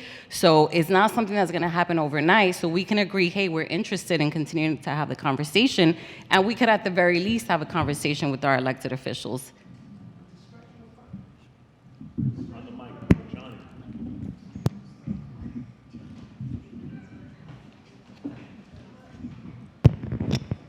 Discretional funds only come out a certain time of the year, Now. right, Joy? It's now. Right, and it's Now's over for the this. time. This is the time now to apply Yes. for it? Because I know they had a Well, we workshop wouldn't on apply it. for it. We would ask our city council members if, we would say why and state our cause, and then see if they have any allocations to give to this board. So I do think it's important that we have these conversations with them sooner rather than later. So does someone want to make a motion, or do you feel like we need more time? Right. The people online can't hear you. Hi, caller. Just to confirm, you're just asking for us to move for a motion to ask the question of can we work with city planning about possibly getting discretionary funds? Can we ask our elected officials for discretionary funding to then retain a private city planner? I would be in support of that. I'm in an effort of expediency and having our voices heard, investing in our voice. I think it's a great idea. Do you want to make a motion? I would make a motion to ask our elected officials for discretionary funding for the retention of a planner to help us with our vision for the neighborhood. What do you mean? Like setting up a motion that sets it up for a vote of whether we would want to go to ask that Yes, inquiry, that's what he just did. or whether we wanted to go to a committee first to do the research. No. Oh, okay. And again, this is not guaranteed. If we take the vote, it's just to go have our conversation with the elected officials, which we can have here as a group. So just for clarity, because there's a motion on the floor. Luke made a motion. So is there a second to that motion before there's another question? So I'm not clear. There's a second? Okay, just give me your name, please. Wait, what's the motion? Luke, do you want to repeat the motion? The motion is for us to write a letter to our elected officials seeking I thought I worded it well. Can you look at the recording? Did you write it down? I can if that's. Okay. It's something to the effect of asking our elected officials for money to retain a planner to help us with our vision for the neighborhood. For the district, yeah. The district. With the word private, to retain a private city planner. Yeah, it would be private. Luke Salvados. Oh. And again, it doesn't mean we'll get it. It just means we're asking, right? We're our inquiry. So I know there's a motion, so I don't want to disrupt that. If there's a second and you want to take a vote, but I do want to. You mentioned that you were tabling it and bringing it to exec. Okay, so let's move on with that. Okay. So now we'll take a vote. Okay, so we already did the motion. It was second. Atonia, and now we can do a roll call, and we'll go one by one and see who's with it and who's not. Did you have a question, I think, earlier? In the mic, Deborah.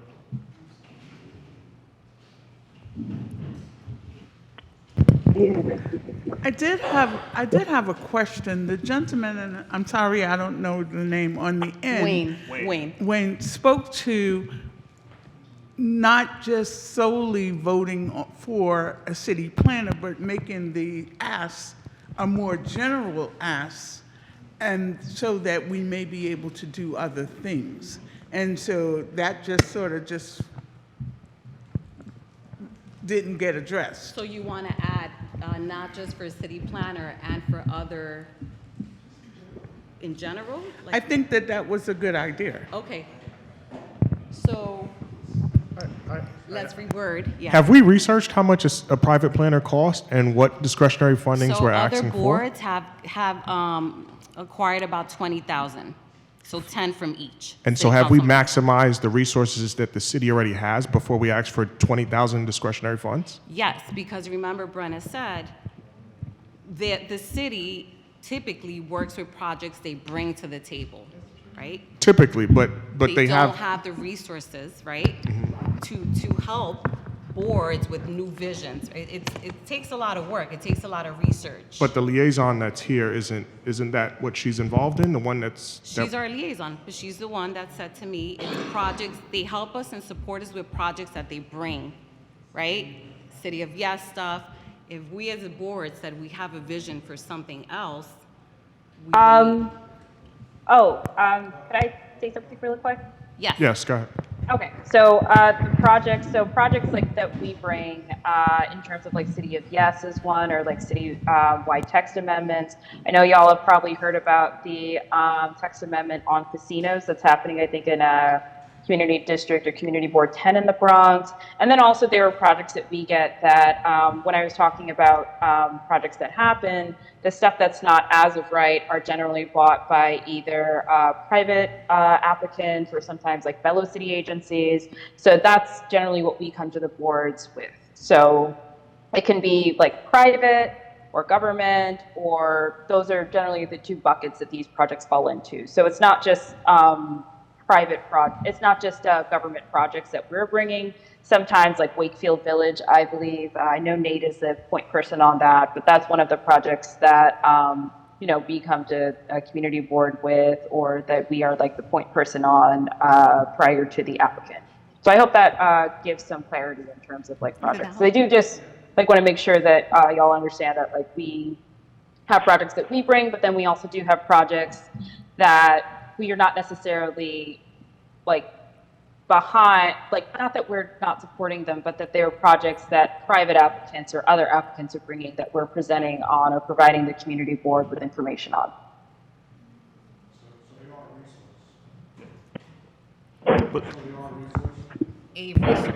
They are a resource that if we come with a project, we come with something, they can provide a resource for planners that are already certified to do this, that the city's already paying for. You should ask her. She's on. Brenna? Yeah, I'm still here. Sorry, I switched between camera on and camera off. So No worries. So as a city resource, you guys have planners and people that are in this project field that the community board can utilize for potential projects? I just want to be clear on that. Yeah, so we analyze projects. So generally, like, there are different stages of a project. So we do like what are called like informational interest meetings, and then after that, we have applicants submit what's called a pre-application statement, a PAS, and then we, either approve or disapprove the statement. And we, if we disapprove it, we ask for additional materials. We approve it, we then go with the applicant, we meet them, like all different DCP divisions, we meet with the applicant, we talk about the project, we work to finalize actions, and then once we finalize actions, that's when we like move the project through like different parts of it. So we help them, like, because we have like certain things that we have to do just, legally and have been set out by like the city charter and environmental, all these different groups. So we help craft it there, but we're not necessarily like, oh, let's put a thing right here, or let's put a development right here. Like, we help craft it so that it works best for the neighborhood that it's in. Does that help a little bit with what you were asking? Yes, it does. Thank you. No problem. Luke? Yeah, so private applications go to the city vets them, but for the private application to get the city, it requires an attorney. It requires a lot of fine-tuned details of the really complicated zoning process, and that's what we need help with. If we have a vision for our neighborhood, I've heard from a couple board members about looking at Boston Road, seeing if we can do something more regenerative. I know that there was a couple decades ago a plan for Boston Road, kind of fell to the wayside, but we've got ideas for what we want to see in our community, but it's a really long slog. So that's why if we have professionals who maybe are adept in kind of the nonprofit side of this, seeing this through a holistic lens, it might be a really great opportunity to invest in our ideas. So, Yes. Yeah, look, right. I've been trying to be patient about this, but this is the problem that we have. We raised an issue just tonight expecting a vote when nobody knows what a 197A plan, because do you understand what a 197, when Luke is talking about envisioning a plan, or when Beatrice talks about envisioning a plan for the future of this district, that means more housing. That means dramatically changing what Boston Road looks like. Boston Road wasn't decades ago. It was, the first iteration of it was, but it happened right before we did a design charrettes here in this building with, and they came and the city planning did this, Luke. Came here and did a thing, and then COVID killed it. And I don't know, is Boston Road shelved right now, Brenna? Because city planning's all about it. And let me just say this. I've been around for a very long time. I've been doing this job for a long time. There's only several community boards in the Bronx that have a 197A plan. Maybe you should invite them and ask them how their visions turned out. Because it hasn't been very successful. Because again, what you're asking for is a vision. What's going to happen, to Luke's point and to everybody's point, is that some private developer is going to come in, like they do now, and develop what they want to develop. And when we sit there and we talk about ULURPs and all this stuff, this is what the whole city of Yes was. We're giving them permission. We basically wrote a blank check on City of Yes and said, go ahead, do whatever you want. ULURP gives you the opportunity to say, this is what I want to see. So when Wakefield Village comes here, you can smile and smirk all you want, but we wanted the school. That was the vision. We wanted the school, and we weren't going to say yes until we got a school. But the thing is, respectfully, we're relying on private applicants to do our visionary actions. Right. That's not right. We have an opportunity to at least, sure, there are obstacles, there are setbacks, there are roadblocks, but let's, $20,000, the city has the funds. Our elected officials have the funds. Let's get the conversation started. Let's tell people what our vision is. It won't Let's get hurt it out us. there. And it doesn't mean that we have a vision and it's going to happen. It's just an opportunity for us to have a vision as a board. So can we just do the vote? Any questions? Yes. So, in the alternative, if we voted no and you made a determination to send it back to committee, and the committee heard it in sometime in April, and then it was back in front of the board in May, how would that affect our opportunity to request those budgetary funds? That kind of delay. We don't know, but by that point, they may have already allocated to other things coming to them. Right now is when people, they have their public hearings and they have their, people advocating for funds that they want for their needs. So the longer we delay, and again, this is just asking, this doesn't mean we're going through with it. It's just seeing what our options are. It depends on how you approach it. If the money is given directly to the community board, there's no deadline on that. City council goes through funding all the time. They can give $20,000 to, I don't know, George Torres not-for-profit, and George Torres not-for-profit doesn't spend it the right way. They get to reallocate that money before the year end. If you give it to George Torres, if you decide, oh, I don't want to do it that way, I want to give it to a city planner directly, and they have a nonprofit, or not a city planner, but a planner directly, you want to give it to the NYU Wagner School because they have planners. They graduate planners all the time. Then that's a completely different animal. And then Beatrice's point is that has to go through the process of, but if you give it to the city council, we don't have to fill out those types of forms. We're not a non-for-profit, we're a city agency. If Kevin or Eric wanted to give us money, they could. Let me just, again, I'm not trying to, it's not as easy as it seems either, but again, if you want to make that request, that's completely fine. It's not a straightforward process, but it's not dead if you wait until May, if you do it strictly through the community board, because we're a city agency, so that's transferring money from your checking to your savings account. That's not a big deal.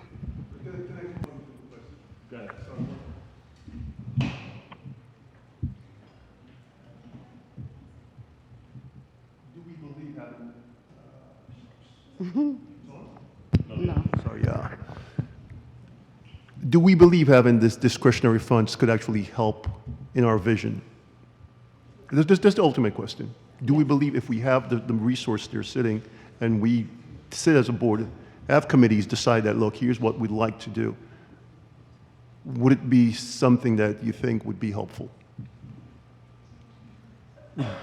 I do, but I'm it's just really, trying to find out.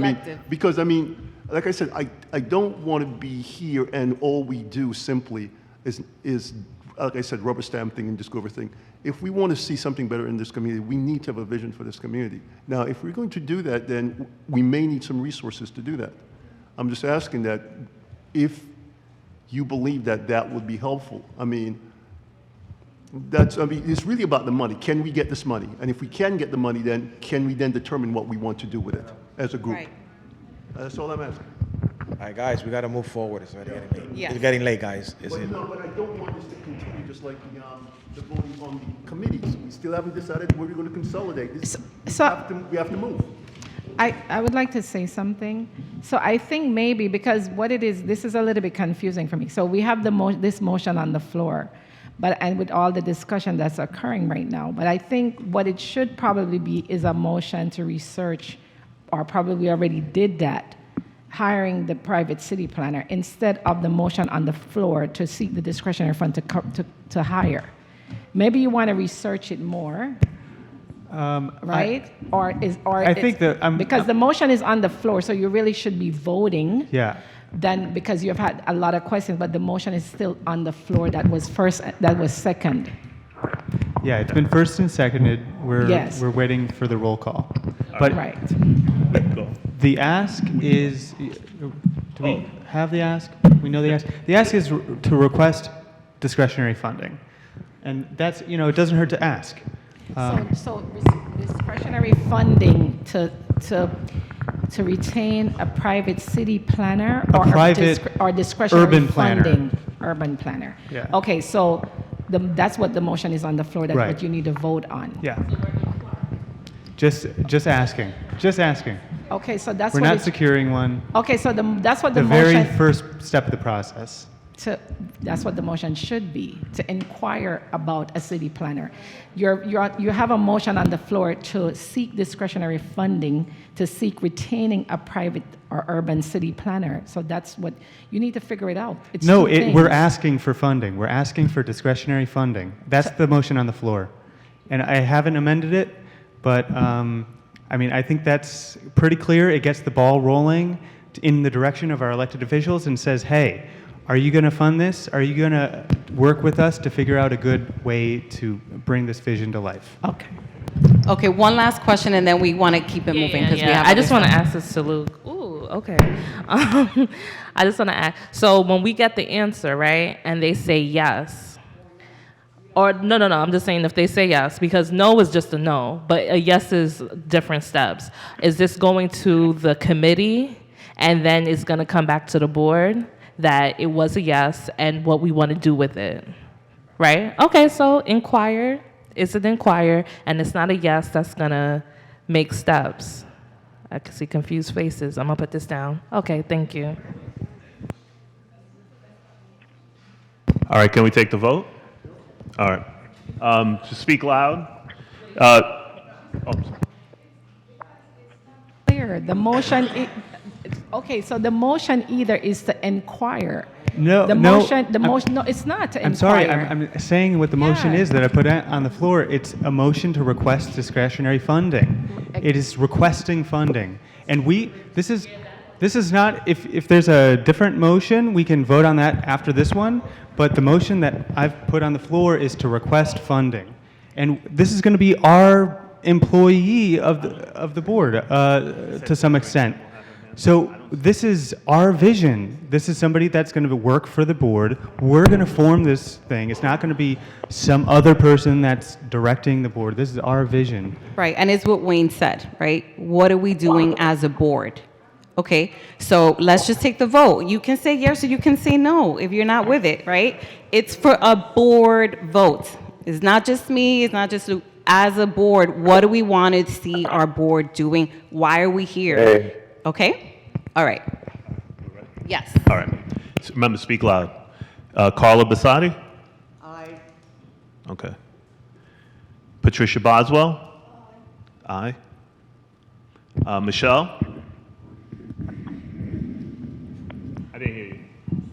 Abstain? Desiree Campbell? Aye. Haiti Campbell? Joan Claude? Atonia Davis? Tolene Dickerson? Abstain. Abstain. Denise Echeverria? Aye. Hold on. Alfredo? Alfredo Figueroa? Abstain. Kartika? When? Kartika? Aye. Okay. Johnny Goff? All right. Darren Grant? Nay. Okay. Sheila Grierson? Sandra, no. Robert Hall? Aye. John Isaac? James Theodore? Theodore James, I mean? Aye. All right. She's not here. Robert Link? Aye. Okay. Javid Malik? Aye. Okay. Antoinette Mitchell? Abstain? Okay. Clinton's not here. Wayne Palmer? Aye. Aye. Reginald Paris? Aye. Aye. Okay. Ariel Peters?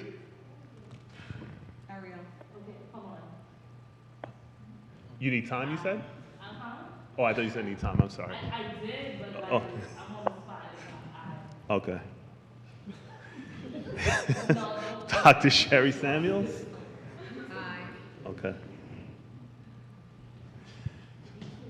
Benga Subair? Aye. Luke Sabados?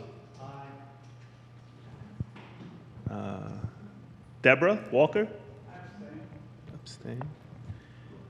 And Beatrice Cornell? Aye. Okay. And Carl let me- Stricker's an aye. Carl Stricker's an aye. Okay.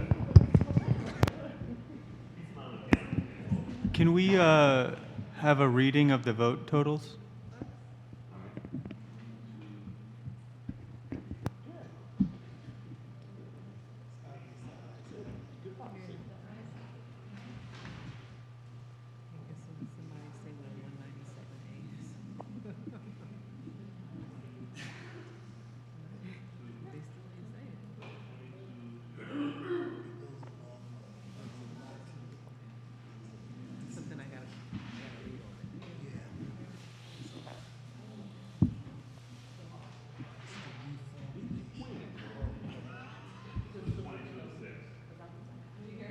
I'm sorry.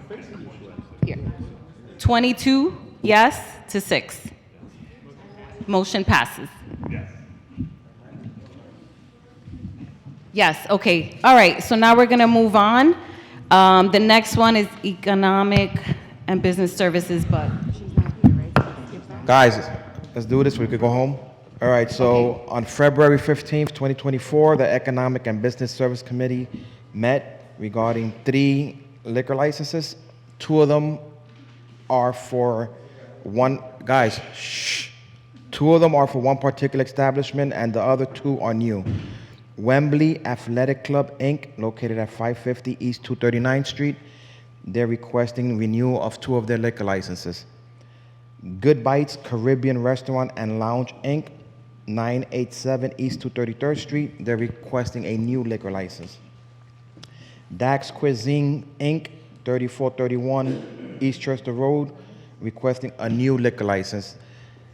The committee voted in favor to send a letter of recommendation, and we're asking the board for the same. Thank you, and have a happy Easter.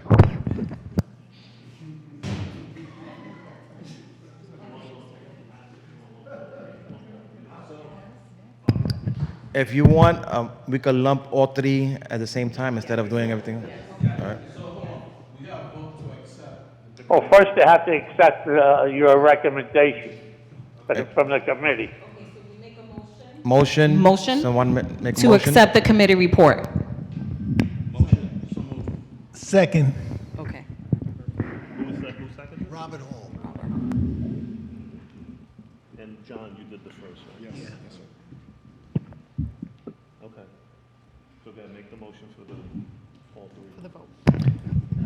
I make a motion, right? For all three votes be unanimous. I mean, unanimous, right? In support of the same, instead of doing one by one. Okay. All in favor? Any nays, abstains? Any abstentions? In camera, no? All right. Parks is next. So one thing we're struggling with is getting quorum. We were hoping to vote as a committee to write a letter to our elected officials to fund Shoelace Park, especially since it's been flooding and it's been getting a lot of dirty water onto playground equipment. We're asking the board now for permission to write a letter to our elected officials to demand funding for Shoelace Park. So that's what we're asking here tonight. Kindly approve. So first, make a motion to approve your committee report. I make a motion to approve my committee report.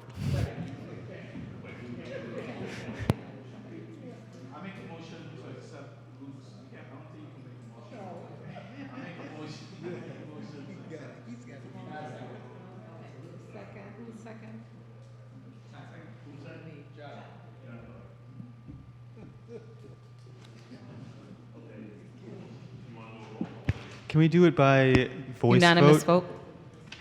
All in favor? Aye. Any abstentions? Any nays? Hearing none. Thanks. Thank you. One last item on the report, Carla.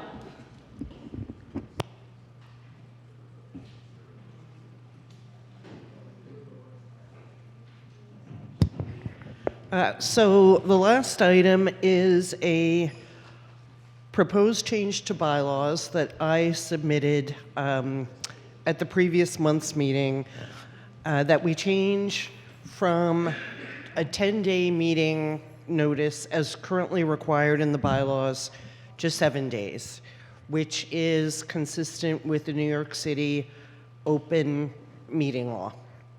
So again, let's do a voice vote. All in favor? Aye. Aye. Any nays? Any abstentions? No, just a vote. Yeah. Well, anybody can, We did that. right. Yeah, the last And one. it was announced in the previous meeting. Yeah. Right. Okay. All right, last, we have John Isaac, Transportation. I'll be quick, guys. The Transportation Committee met on March 14th, and present was DOT, and they came and they presented improvements for Barnes Avenue, the intersection of 233rd Street and 236th Street. There's been a lot of problems over there with accidents, and it kind of like you driving and you just meander into like these huge open spaces. So they're gonna like streamline over there. They're gonna actually put crosswalks that are missing and upgrade the drop curbs and stuff like that. So they just came to present that to us. Also, Montefiore North came to us, and they would like to actually convert Carpenter Avenue one-way going south. So the committee had a problem with it because if the ambulance leaves to go down, say the ambulance is going to the Bronx River, you would have to go into ongoing traffic, and we're like, no, that's not gonna be a problem. So part of the problem is like there's a food truck that's there like blocking, and they just did a new development across the street, so cars are always like double park out there, whatever. So we're gonna put up, I think we should get like no parking signs or whatever, but we're gonna revisit that probably with them this coming meeting. I don't even think it's a couple months ago, I think it was last year. I think PS 68 came to us, and the other school was the Rosa Park School down at Boston Road and it's 189 and Steinwick, yes. So they also have a problem down there with the buses unloading and everyone racing to go to the 95.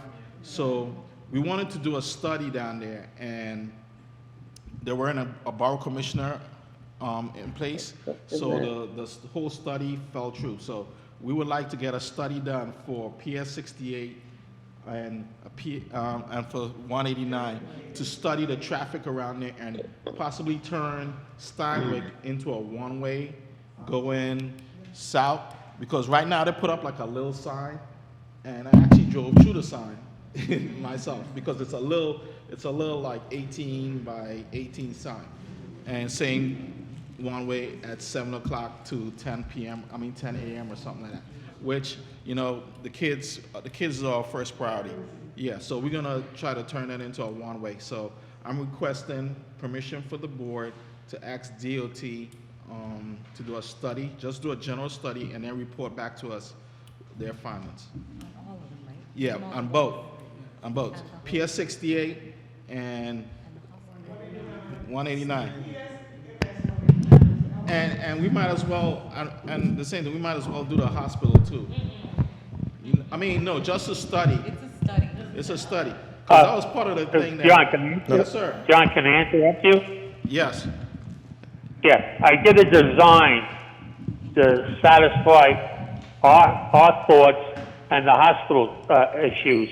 I did a street design which we can accommodate both issues. Okay. Where we only have a northbound lane between the hospital exit and 233rd Street. Okay. Otherwise, everything will be heading south of the hospital exit. Okay. So Reggie George's supposed to call me tomorrow. We're supposed to discuss it, and I will have it. I think we can have it together for the next meeting. Okay. Okay, so we're not gonna vote on the hospital, we're gonna vote on PS 189 and PS 68. Just to do a general study because of the problems with the kids out there. All right, I make a motion to do the study. John? It's not? Okay, so, oh, it's not on the agenda? Okay. So I'm gonna come back next month for that. Because it's not on the agenda, I didn't get it on the agenda. Just make sure you join his committee. Oh, they didn't put it? And that's why the consolidation was important. Can't we amend the agenda and vote on it tonight? We've been waiting for this for a long time. We have. Can we do that? Can we make an amendment to make it a vote? Committee on Open Committees doesn't allow us to vote on things that are not on our agenda. So you have to put it on the agenda. It has to be shared with people. They have to know what they're voting for. Yeah. Like 7 or 10 days. Yeah. Not 7, it's 3 days, but Yeah. April 11th, I think. Next month is fine. It's been lingering around for a little while, so next month is fine. I thought it was just the meeting notice. The fact that we meet, that has to be, what we talk about can fluctuate. The meeting notice is what is required to be published within 3 days. What we talk about can change. Things can come up, and we can make a motion on something that isn't exactly on here. rules are clear. It's no big deal. We can just bring it back to the next meeting. Yeah, because I'm not clear on that. It's not on the, my understanding from this, and you know, if anybody from that knows what the rules are governing this, but if it's not on the agenda, you can't vote on stuff because somebody might have wanted to come and speak during the public gallery session about that very issue that we were voting on. Look, as soon as I met this guy, I was like, where's my... That's correct, George.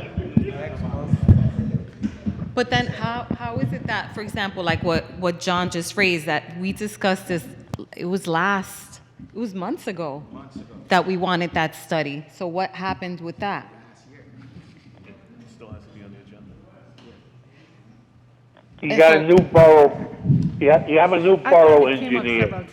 And he said he would look into the old study and do a new study. I'm sorry, what was that, Carl? I said we have a new borough engineer who came to the meeting earlier this month. But he didn't know about any of these, introduced so then... himself. We discussed things with him, and 168 was brought up, and 189 was 68 and 189 were brought up, and we told him that studies were in the process. He said he would check it out and continue to study. Basically, that's He what said he knew nothing about it, Carl. I know. Yeah, he said he knew nothing about it. Yeah, he said he would look into it, and if they're there, he will follow through. George, can you follow up for us? Because we don't have his contact info. Anthony? I think his name was Anthony. Yeah, Perez. Because he said he knew nothing Anthony about the Perez, studies right. that we have requested. Okay. I believe Chief Talbot's still there, and he's the one that promised to do it. Okay. Thank you, Carl. Yes. On the mic, Deborah. Just for the records, I'd like it to show that I actually abstained from voting on the minutes of 12/14. 23, I was not present for that meeting. I voted for the January 25th and 2/22, but abstained for 12/14. Okay. Thank you. Thank you. Okay, thank you so much. And that concludes our meeting for today. Wishing everybody a great weekend. We're closing out our meeting at 9:41. Beatrice, can we just make, can we have a first and second on the adjournment? They did. Who? Robert and John. Thank you. Good night, everyone. Good night.